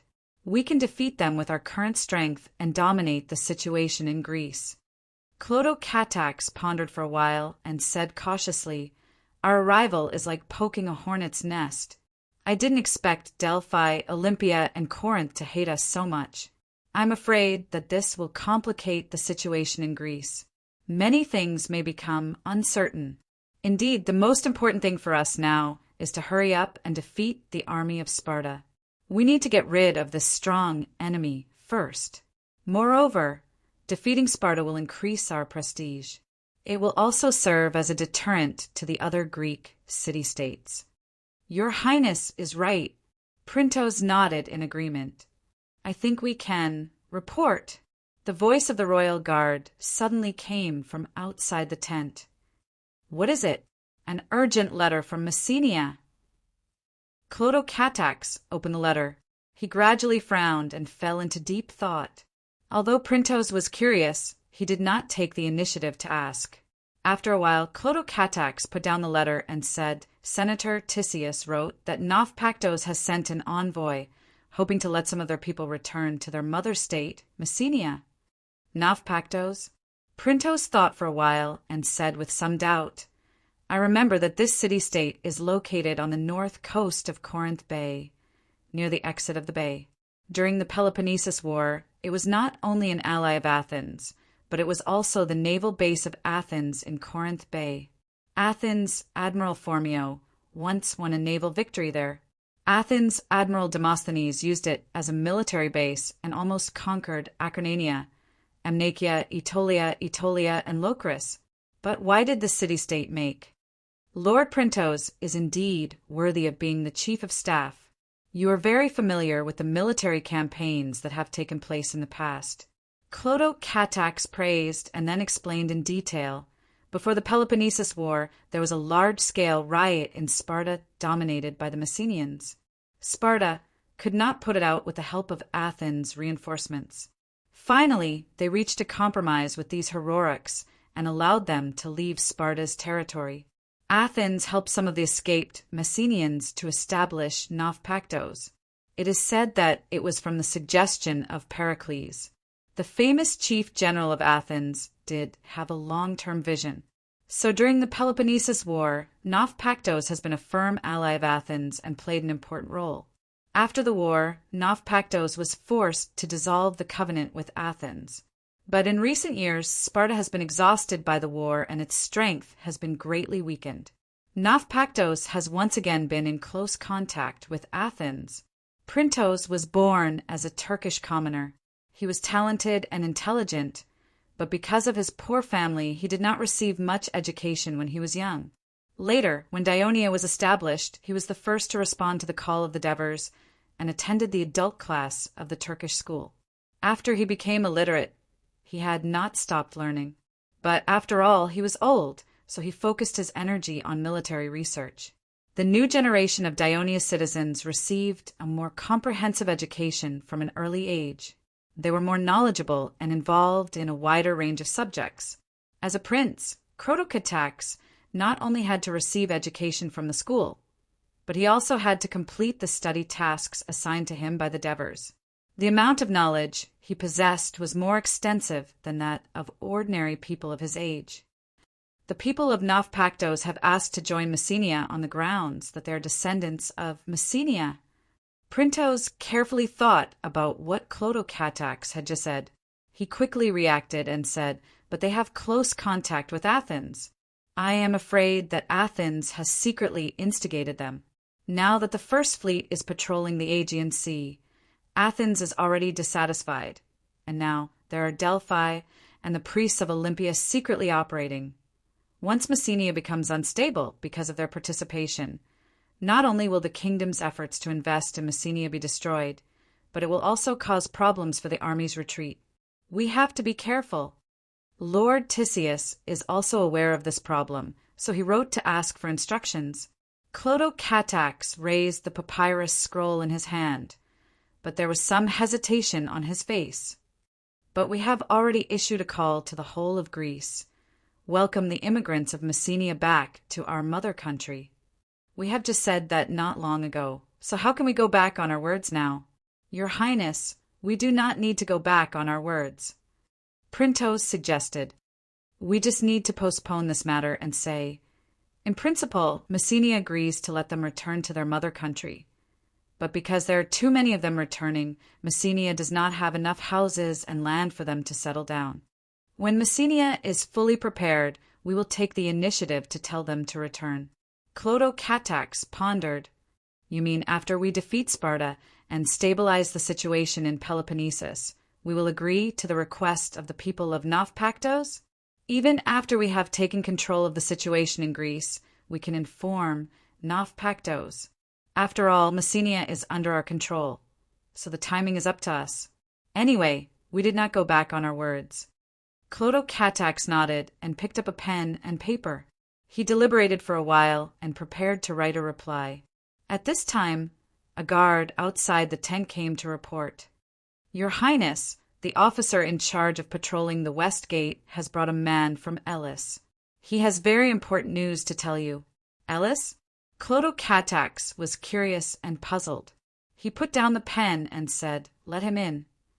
Under the supervision of 2 palace guards, a Greek man dressed as a shepherd walked into the tent nervously. When he saw Clodagh Catax sitting at the head of the table, he immediately shouted, "My lord! My lord! My master is Elis Lala. He wrote a letter and asked me to hand it to the commander of the Dionysian army. I took the letter, but I was afraid of being discovered, so I did not dare to take the main road. I ran for 2 days on the mountain roads and did not eat much. I am so tired. Don't talk nonsense. Quickly take out the letter." Printos said in a deep voice, When the man was stared at by Printos's sharp eyes, he suddenly trembled in fear and quickly took out the letter from his bosom. The guard immediately handed the letter over to him. Clodo Catax opened the letter. The content of the letter made his heart sink. He stared at the letter for a while. When he calmed down, he raised his head and said to the guard, "Take him to eat a good meal first. Then tell the financial officer to give him 5 silver coins as a reward." "Yes. Thank you, my lord. Thank you, my lord." The man was so happy that he bowed again and again. Then he remembered something and quickly said, "My lord, please write a reply to let my master rest assured." Clodo Catax nodded. After the guard and the messenger left, Printos immediately asked, "Your Highness, did something big happen?" Although Clodo Catax hid it well, Printos still saw some clues. Clotho Catac silently handed the letter to him. Printos quickly read the letter, and his expression became solemn. "Your Highness," the letter says, "the Olympia priest and the Pisans have persuaded the Elysian Parliament to join the Greek Union to fight against us." The letter also says, "At the Elysian Parliament, the Olympia priest declared that their people will soon persuade the Oconists to rebel against the Arcadia Union." If the situation is as the letter says, the situation will be very disadvantageous to us. Clodo Catax clenched his hands tightly. Although he seemed a little nervous, he still analyzed the situation seriously. "When I was in Messenia, I heard from Lord Tisius that the father of this Elysian Parliament member, Ionicus, was a Messenian. He once witnessed our army recapture Messenia from the hands of Sparta. He also stayed in Messenia for a period of time and liberated Heroics with Tisius. He has a good impression of the kingdom of Dionia. That's why he wrote us this letter immediately after he heard the news. I'm afraid that if we fail, the newly independent Messenia will once again be occupied by the Sparta. So I don't think he would lie to us. If Elysian Parliament becomes our enemy and Oconus or more Arcadia cities also rebel, then our path of retreat will be threatened. Messenia is likely to be attacked, and the battle with Sparta will not be easy." Printos said in a low voice. Clodo Catax rubbed his hands and asked hesitantly, "Should we lead the army back to Messenia first and see how the situation changes before deciding on the next step of the military operation?" Top point. Chapter 1177. "Your Highness, we can't retreat." Printos immediately objected. "Now that the Sparta army is about to engage us in battle, if we retreat now, not only will the soldiers complain, but our previous efforts will also be in vain. The Sparta army will be able to catch a breather, and the other Greek city-states will look down on us. They might even form an alliance with the Sparta people and fight against us together. If that happens, it will be even more difficult for us to defeat the Sparta army. Not only can we not retreat now, but we should also speed up our attack on the Sparta army before the Greek city-states are ready. As long as we can defeat the Sparta army, the situation will become favorable to us." After all, this was Clodo Catax's first time leading an army, and he lacked experience. Coupled with the bad news coming one after another, he panicked and chose to be conservative under the pressure. With Printos' reminder, he immediately realized that if he did that, the war would undoubtedly prolong. Not only would it consume a lot of the country's resources, but it would also increase the number of casualties. It would also disappoint his father, who had always been aggressive in battles. Thinking of this, he pulled himself together and immediately said, "Lord Printos, you are right. We should speed up our attack on the Sparta army, but what should we do?" "Your Highness, first of all, we should send messengers to inform our garrison in Messenia to strengthen the defense of the northern border and get ready to mobilize the Messenians at any time."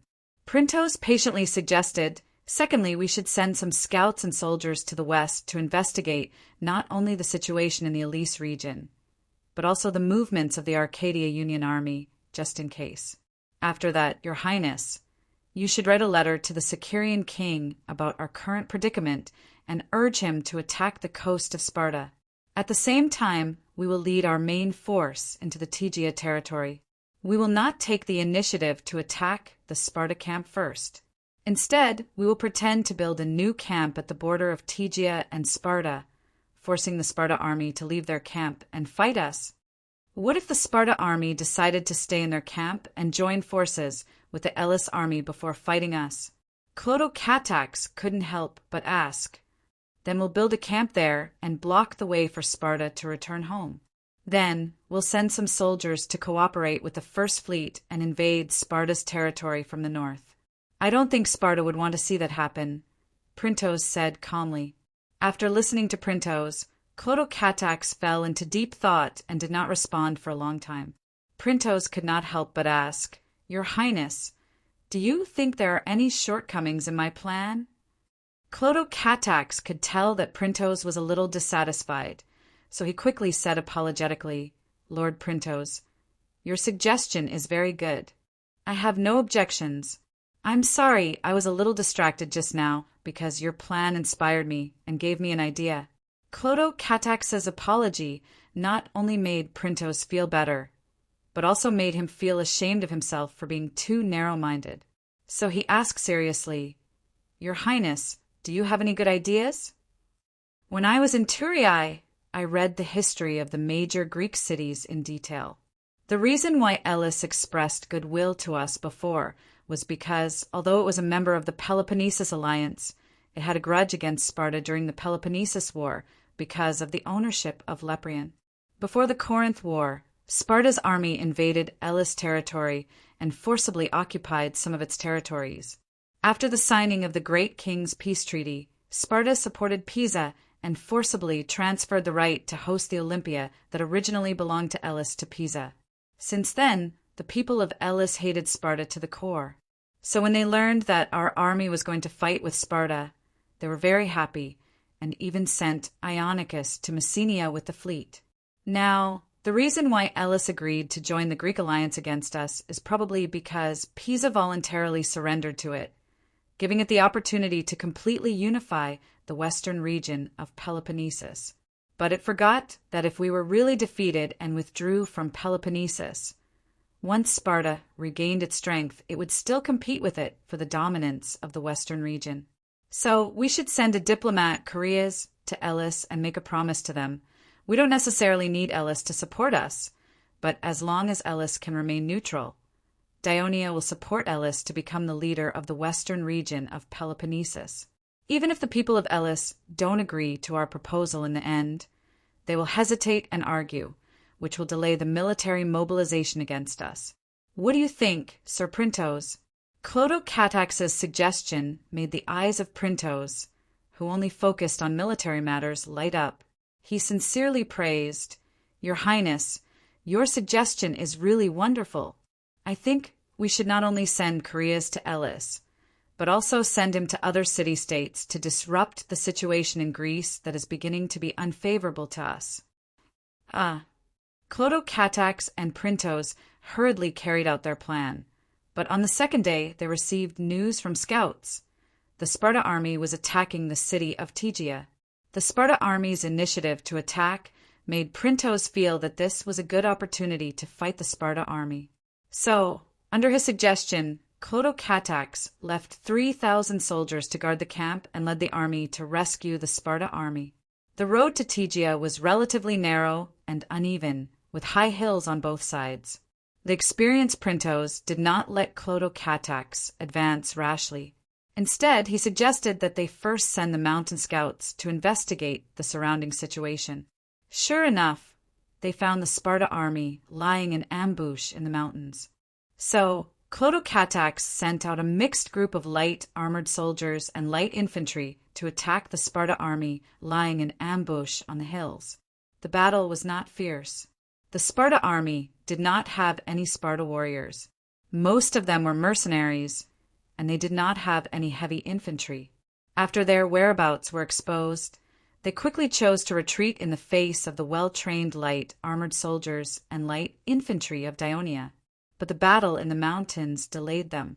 Seeing that it was almost dusk, the Dionysian army had to find a place to camp and rest. On the morning of the third day, the Dionysian army continued their march, but in order to prevent ambushes and harassment from the Sparta army, they did not march quickly. It was not until the morning that the vanguard entered the territory of Tegea.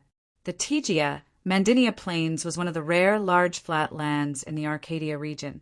It was a long and narrow area that stretched from north to south. Rivers crisscrossed it, and the land was relatively fertile. It was a famous wheat-growing area on the entire Peloponnesus Peninsula, as well as the granary of the Arcadia region. The soldiers trekked through the mountains and came to the open plains. Seeing the lush green wheat fields everywhere, undulating in the gentle breeze, all of them felt refreshed. Clotocatax did not have the leisure to enjoy the scenery because he had already received a report from a scout.